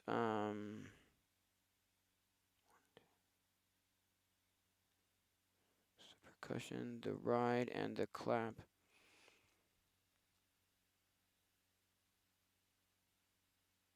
Drum kit. Save. No, no. I just overwrote the default drum kit there. That was a mistake. Let's go save as. And we need to name the kit here is the thing. So Electronisounds. That's the thing, is they have you they have the patterns separate from the kits. So what I labeled, I guess, just a moment ago was the pattern, and what we're saving here is the drum kit. This is the live stream kit, okay? And so now we've got that, here. Unfortunately, it's got the, the picture still from Olympia, and we'll need to fix that with like a picture of our own. So what let's do is let's go ahead and do that real fast. I'm just going to grab my phone and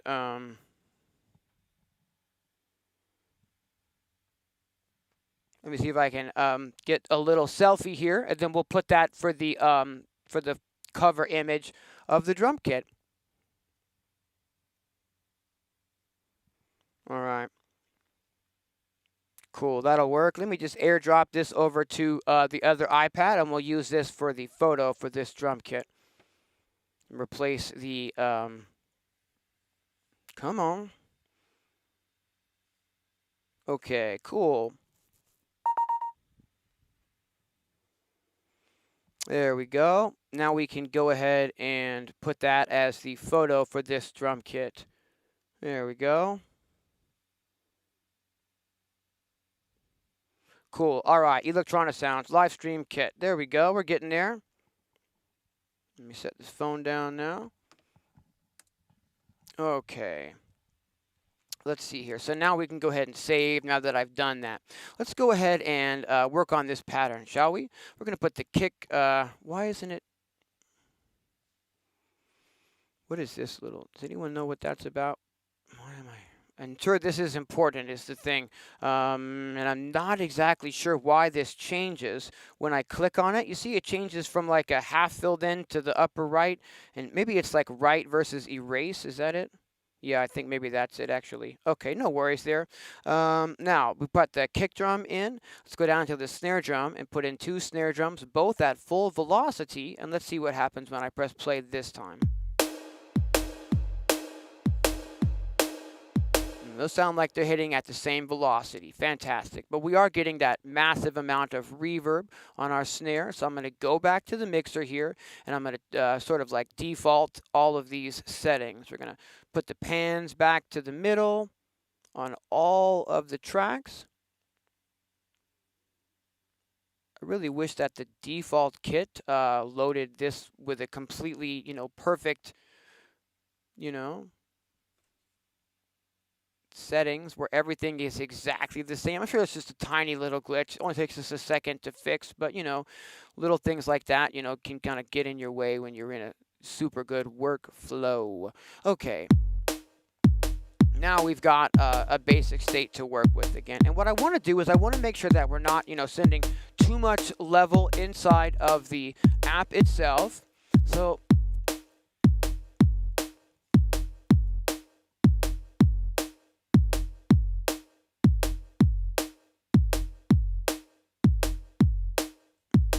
let me just adjust this for the stream now. Where do I get the level? Is it here? No, because I'm putting... Okay, hold on now. I just need to...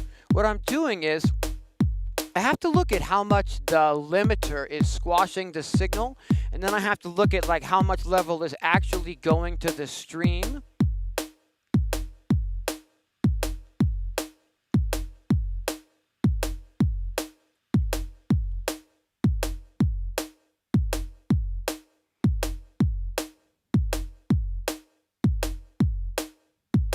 I only know the one open page. Let me save actually while we're here.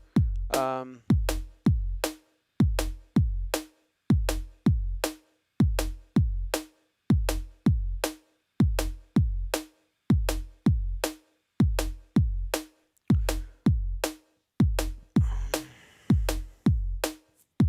right, let me just sort this real fast because I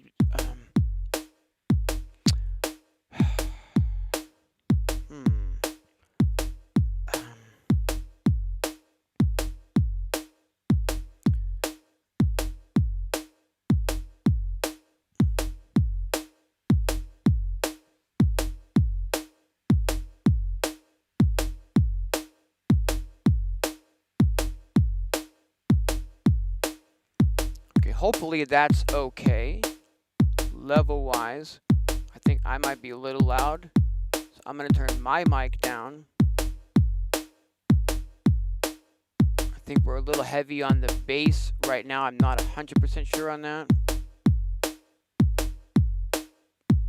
Hope we're not distorting anyone's phone. Let me know if I'm sending out too much level to the stream, or if you guys can still hear my voice with the music. Oh my goodness. Not music, but beats today. And what let's do is bring in this hat.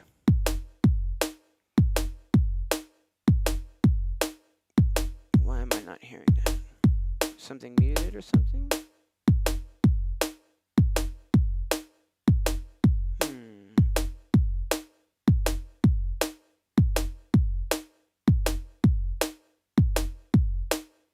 Oh, well, now this is embarrassing. I'm not even hearing the hi-hat. Can I hear other sounds, or is it just that?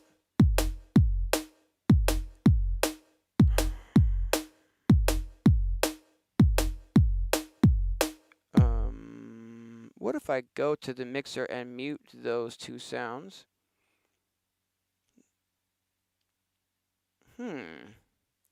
Why am I not hearing these? And now I am. So if I... Oh, that's really strange. I'm not sure why I was doing that.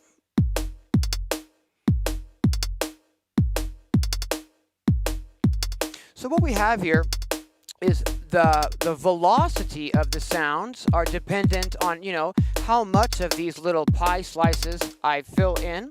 So we can have a bunch of really quiet, you know, hits, or we can have a bunch of really loud hits.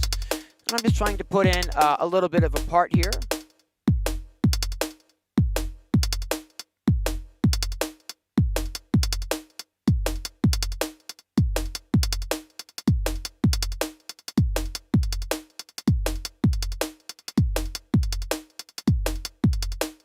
Sounding all right. Let's see here. If I go to the next hi-hat sound, maybe try to put a couple of these in.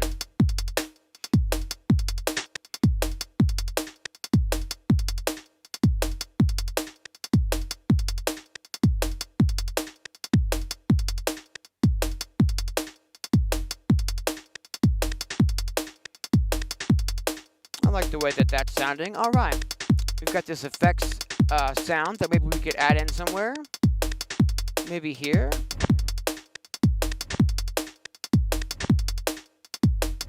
Ooh, kind of skipping around. I kind of like that glitchiness that we're getting on that. You've got another sound here. This is the percussion sound.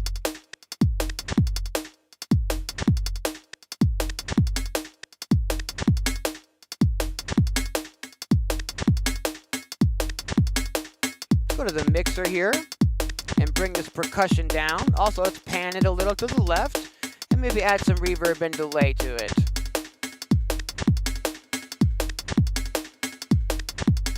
And let's give a little bit of reverb to our main snare. Not a lot, just a little. If I go to the effects tab, we can adjust these effects so we can make the room size of that reverb not near as large. Yeah, just a little bit there. That's sounding pretty good.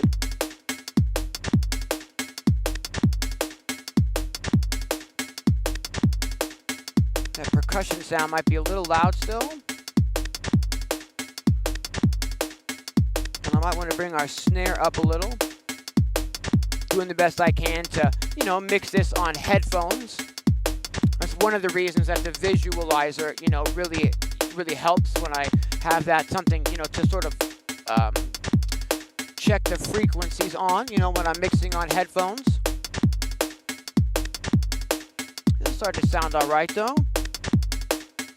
Maybe bring these hi-hats down just a tiny little bit. And maybe pan them opposite each other, the tiniest little bit left and right, just so they have a little bit of stereo separation in the mix here. Maybe pan that effect sound maybe a little bit to the right. Maybe pan that one a little to the left. Cool. Maybe pan our ride sound a little to the right as well. I think I'll leave the clap right up the middle. Maybe we'll add that clap in at this time. I like to have like an alternating kind of snare clap in my patterns a lot. Let's go ahead and bring the volume on this clap down. Let's put a little bit of the built-in reverb on that clap. Let's put a little bit of the built-in reverb on our hats, just a little.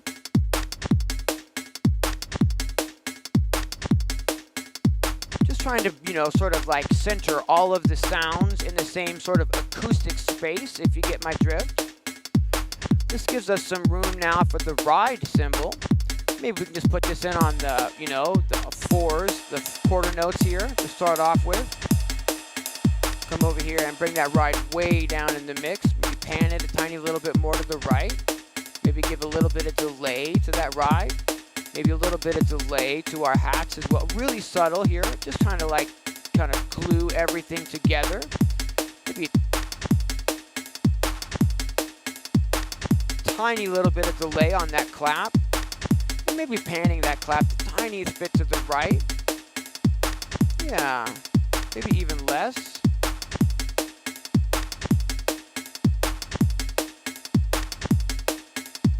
Now, if we go back over to the drum kit, we can go ahead and save that at this time.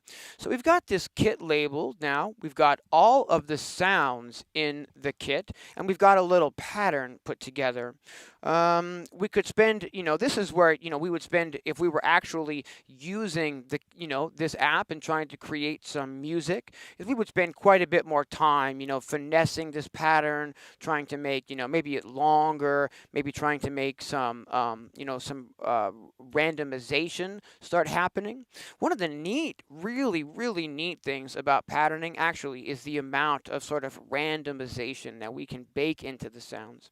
For example, if I bring up like our main hi-hat here, we could assign some randomization to the fine-tuning of this sound.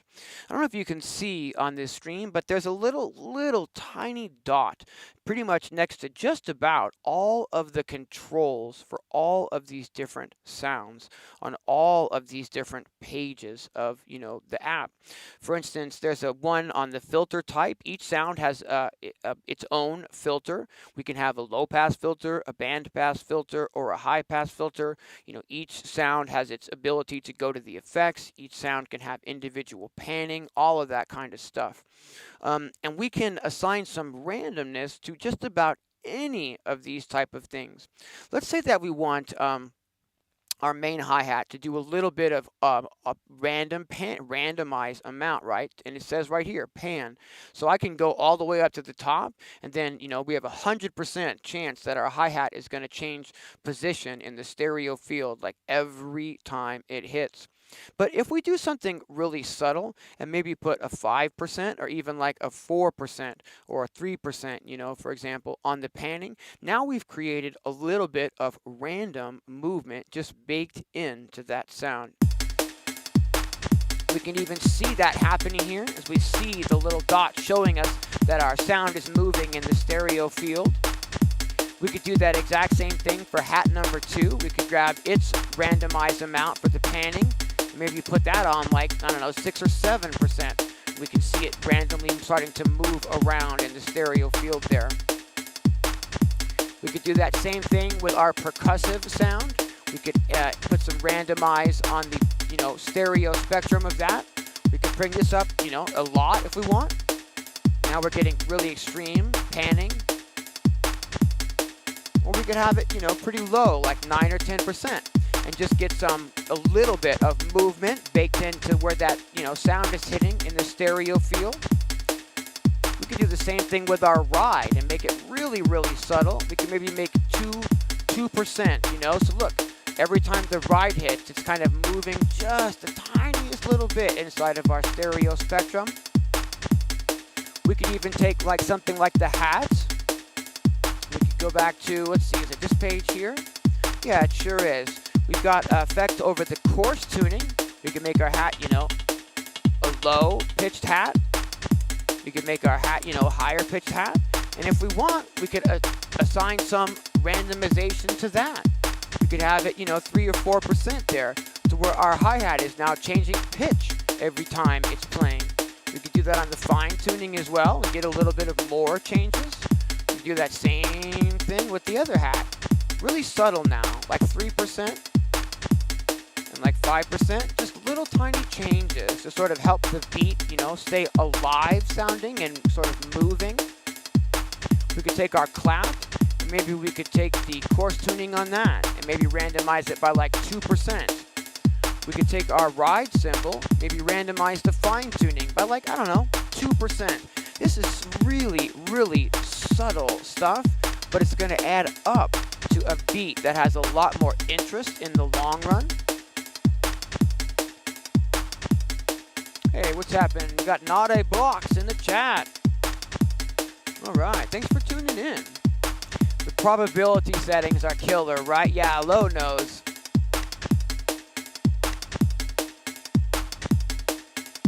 All right. Just trying to check in with the chat, see if I've missed anything.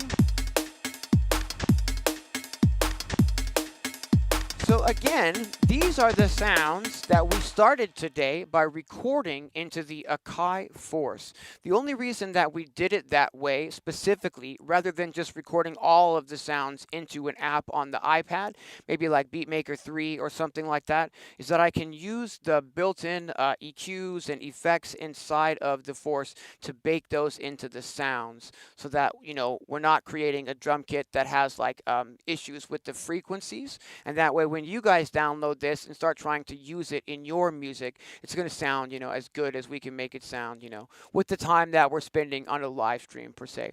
We spend about an hour and 45 minutes. I would typically take a lot longer in the beginning process for like sound selection and fine tuning, like the tunings of the sounds, and fine tuning, like maybe more work on the EQ of the individual sounds before we actually were to export them out.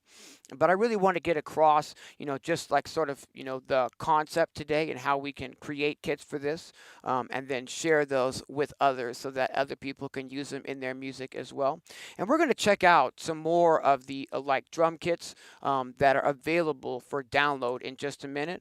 I feel like when you're using a drum machine, a synthesizer, a groove box, you know, any type of music making, you know, gear really, I feel like when you're scrolling through the included sounds and the included presets and these things, they should inspire you. You should be hearing that and immediately start finding things going, oh, I would really like to write a track with that. Oh, wait a minute. Like, you should get pumped up. Like, I'm getting goosebumps just talking about it. You should listen to sounds and think, oh man, I want to use that. Let's stop scrolling and just start going. You know what I mean? And that's what's awesome about patterning too, is that so many people have taken the time to build drum kits in all sorts of genres that we can just download and get inspired to start working from just really, really quickly. So I like to put a lot of time into the creation of these kits so that they're, you know, as good to go when you guys get them as possible. Let me go ahead and play this beat, and then let's take a look at how it looks in the frequency spectrum so you guys can hear, like see rather, what I'm talking about.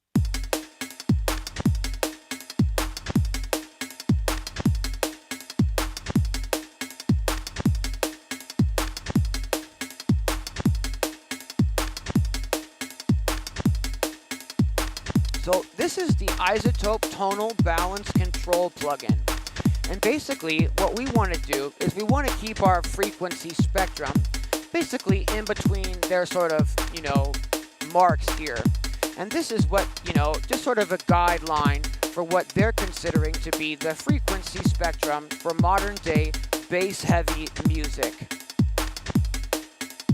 And what's really important is that, it's getting my voice as I'm talking through here. But what's really important is that we're not pushing too many low frequencies and that we're not pushing too much high frequencies, even when both hi-hats are going and that ride cymbal is going.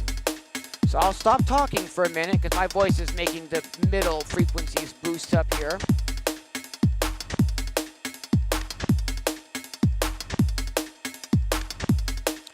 Got a little dip in the middle there.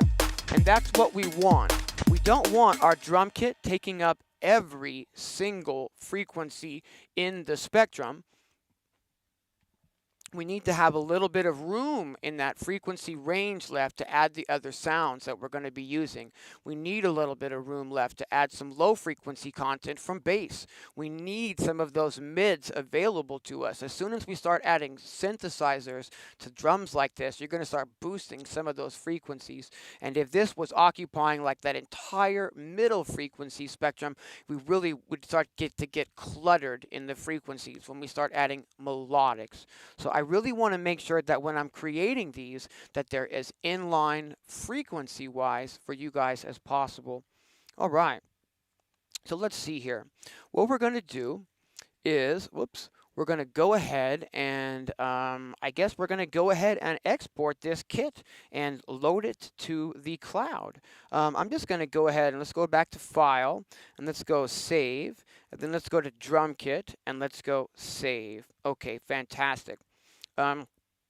What I'm going to do is, let's see, we're going to go Share Drum Kit, and we're going to go Cloud Kits, and let's see here.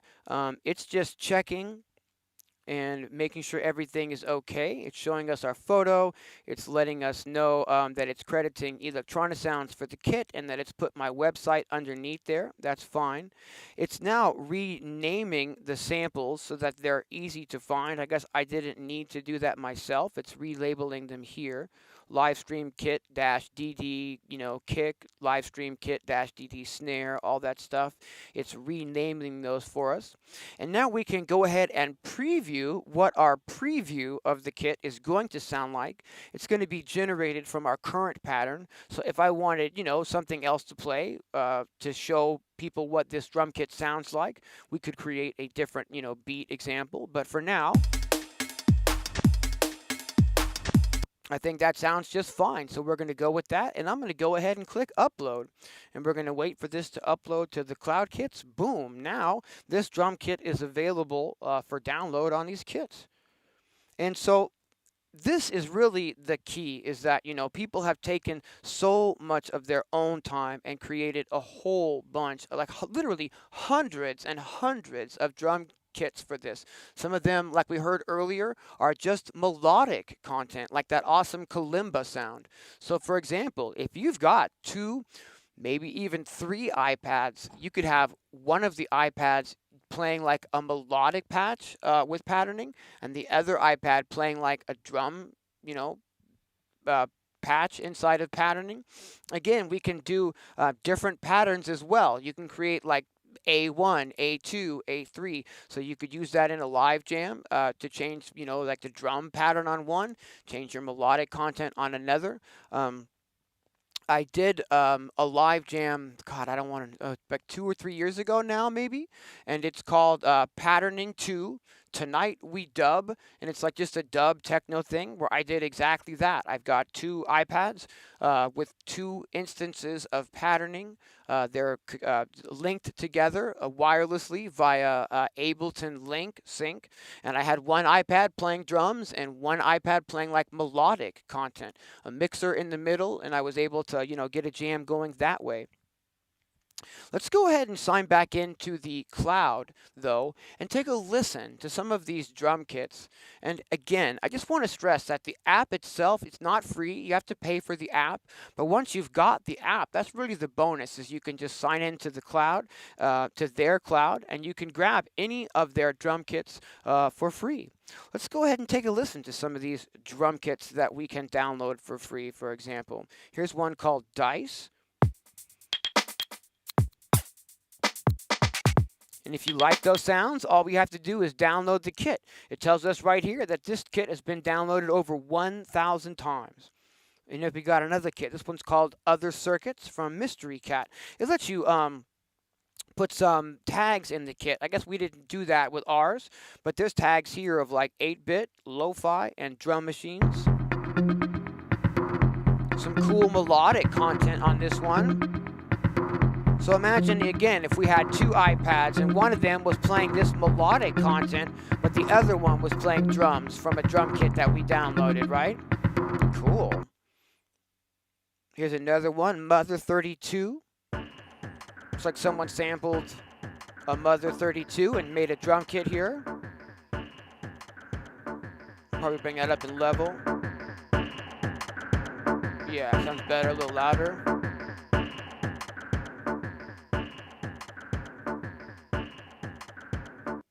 And again, if we like these kits, all we have to do is just download them. They're all available right here for free. Here's one called Dream Drum Kids.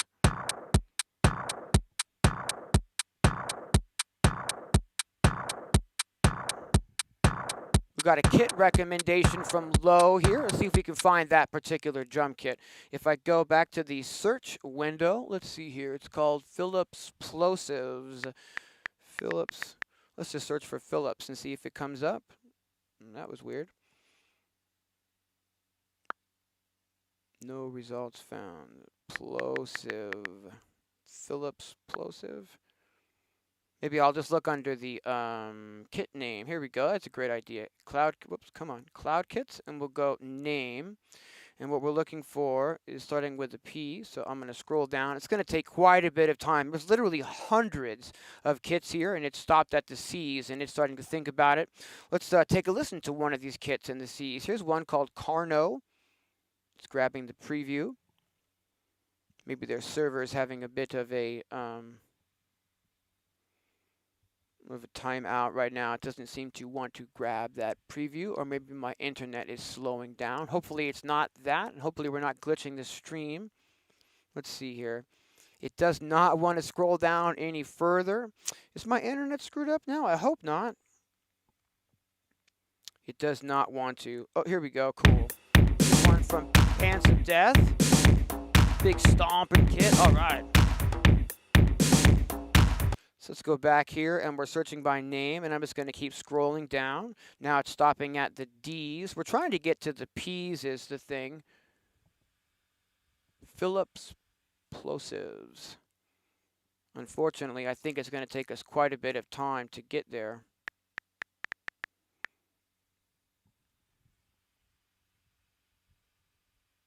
Oh, Phipps, not Phillips. I'm not even close. Sorry about that, everyone. Phipps. I'll just try that. Phipps. No, come on. Search. There we go. All right. And this is what it sounds like. It's going to fetch the preview, and let's check this out. Ooh, this is trippy. Let's go ahead and check that one out a little bit deeper, right? So we just click the download button. It downloads that right to the, to the app for us. And we can grab this kit. If I just press play now, it's going to play this kit, but with the pattern that we've already created. So that can sound, good, or that can sound strange, depending on what you've already done. What I want to do, though, is I want to go to the, where is that? Here, I believe. And now we can actually just, preview the sounds.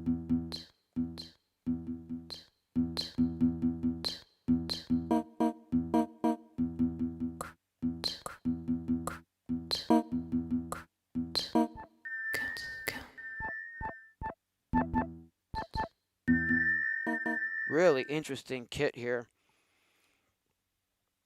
But that is the beauty part, is that we can just go in and we can just download and download and download tons and tons of kits. If you're looking, for inspiration for a live jam, a great way to start is, just sign in and just start grab. Here's a kit here called Dub Narcotic.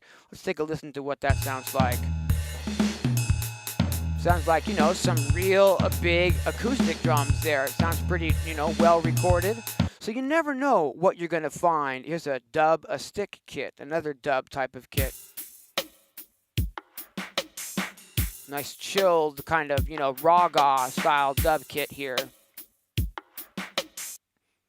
Let's go down here's one, Eastern Blend. That one sounds so good, they don't even need a preview. Come on. Anyhow, so that's what we've got here. We've got this fantastic app with loads of different inspiration. Here's somebody who's recorded a DR110 kit. It's like an old Boss drum machine. If I crank this up a little, we get that limiter kicking in. That sounds pretty nice, right? Yeah, all right. I'm going to download that one, actually. All right, so there we go. We're going to go ahead and start, wrapping it up. If you guys have any questions, feel free to drop those in the chat. But I think we, did what I set out to do today, which was to create another drum kit from scratch for this. If I go to Artist now and I take off the, come on. If I take off the search and go back to just Artist, if I scroll down, I'm gonna see if the kit that we uploaded. I'm not sure if the company has to approve these or if they're by default just right in the app.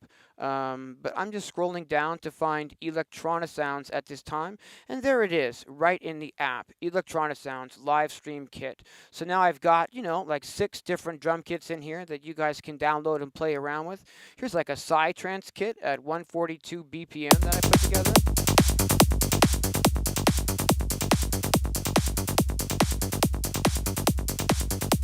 Just like a cool way to get like a psytrance groove started, for example. So again, this is what I meant when I was like, you can really use drums and melodics. Like for instance, one of those sounds in this kit here is, like a bass sound. So we're able to do, just that. If we go to the, where is that?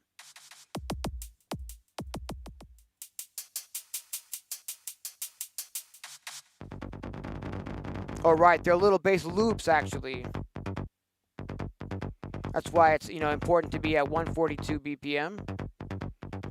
Yeah, right on.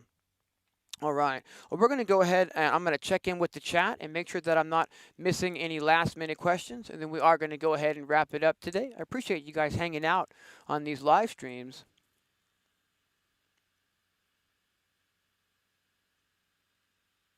That's awesome. Isaac says that he doesn't even worry about a proper mixer because he saw an interview with Surgeon who's using the Octatrack for most of the mix. That's awesome. Yeah, that's just it. A lot of the devices now have so many like extra inputs and outputs that you can kind of get away with a lot of that kind of thing if you don't, want to use like a dedicated mixer. And also, like if you, it helps if you're using less gear, but still. I don't have a specific video on like drum kit creation, maybe other than this one here. But basically, I try to have some sort of a concept in mind, as the very first thing, as to like what genre or maybe genres I want the kit to be applicable for. What we created today was like a bass music kit, like for like maybe dubstep or bass music or even drum and bass kind of thing. But like if I want to create like a kit like specifically for techno or whatever, then I'm just going to be looking for those type of sounds, like a kick that's more beefy and more robust, like to begin with, for example. Um, I do have a video where I made like a drum kit using the power of random inside of the Akai Force by sampling the Roland Cloud 808 drum machine. I sampled that. It's like a couple years ago. I'll put a link up here to the video that I'm referring to. That one's actually a pretty good one. It is specifically for the Force and about using like sort of like sampling some variations of drum sounds and getting them to play back a little bit randomly. Actually, that's sort of what we did today in the patterning app, where we assigned, like the hi-hats and the clap to have, really subtle panning differences and really subtle pitch differences, like that same, kind of concept. But I think as far as just creating kits from scratch, this might be like the first, like let's create a drum kit specifically kind of video. I'm not exactly sure. Yes, Isaac mentions that there's a random drum patch generator inside of the 707, and that is actually something I would love to address. A friend of mine, he calls himself Phoenix Song, if I'm not mistaken, forgive me if I'm mistaken, has done some videos actually on that random drum design in the MC707. Apparently, you can literally go for like scrolling a kick drum sound, and you can either scroll through like their drum kits presets and included presets, or you can say, generate a random kick sound, and you can say generate a random snare sound, and you can say generate a random clap sound, and then sort of like evolve those into, your own specific type of drum sounds as well. That's a really good mention. Thanks for bringing that up, Isaac. Yeah, right on. And the random patch generator for all patches is sick, honestly. Yeah, that's just it. It does that for the melodic patches as well. I really am not spending near as much time with the MC707 as I need to be, because it's a really, magical, powerful box.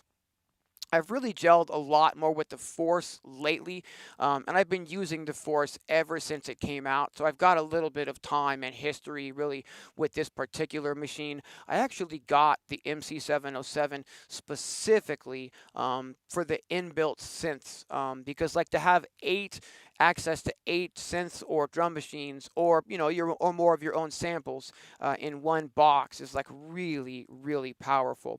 I think if we're talking about synthesis alone, the MC707 like takes the Force and like throws it out the window, okay? Like the synthesizers in the MC707 are like, magic quality Roland synths, whereas the synths that are in the Akai Force I don't think are really that up to that same quality level. Based on that, I'm really into my sample based workflow though. I can really spread out, up to 64 samples per, track really, really, actually more than that, but I can spread out 64 and see them really, really easily, times as many drum tracks as I want. And I just find the workflow as a sample-based workflow to really gel with me with the Force, as opposed to trying to work with the MC707 as a standalone device per se. That's what I'm trying to say. Is I really liked, for me personally, I really like the MC707 as like a sound bank that I can control with my other gear, and also to make samples from. I originally was really excited about trying to program some of my own sounds inside of the Force, inside of the MC707, because they have like a virtual, not the Zen Beats, but there's another plugin where you can now apparently start, really getting in there and transferring the sounds, including sample. It gets deep. It gets deep. I need to get deeper with that box because it is a really, really powerful box. All right. Cool deal. Um, let's just check out the way this drum kit sounds one more time as we kind of wrap up the stream here. Yeah, I like that. All right. Yeah, it's a wormhole. Yeah, right. Exactly. Yeah, that's a really great point. There it is. Original Sin says that the MC101 seems like a mini beast as well. It does. It does seem like a mini beast as well. 4 tracks. But again, you've got that Roland sound quality for the synthesizers. So to have 4 Roland synthesizers in a pretty small box, I mean, that's pretty awesome. You can't really go wrong. They also have there's like a Roland TR6 or something like that I recently discovered, which is like a 6-track sampler, which looks really awesome as well. I mean, Roland are really hitting it out of the park lately. A lot of this stuff is like connected up with their Roland Cloud, so you can. I know people don't like to have subscription fees and all that kind of stuff, but it's really not that expensive if you get some of their lower programs, and you can transfer like sounds, from they keep putting out new sounds in the cloud, and you can transfer those into like the MC101 into the MC707, and then use that stuff in your hardware. Like, that's awesome. I really need to get more into that, is the thing. I've been spending a lot of time, lately with the Mate, just because it's just super small, and like everything you need is like, I mean, all this stuff, it's basically, it's got built-in synthesizers, just like the Force, just like the MC707. They don't quite compare. I mean, they're like, maybe not as powerful, but they're still plenty awesome. And then I can load samples into it, and then just kind of tuck back on the couch if I want to, once I'm sure that the mix sounds good, and just work wherever I want. The form factor, I think, is what's drawing me to this, as opposed to, like, I can't pick the Force up and just walk around the house with it, if you get my drift, or the MC707. Yeah, hey, thanks, Big John, I appreciate that.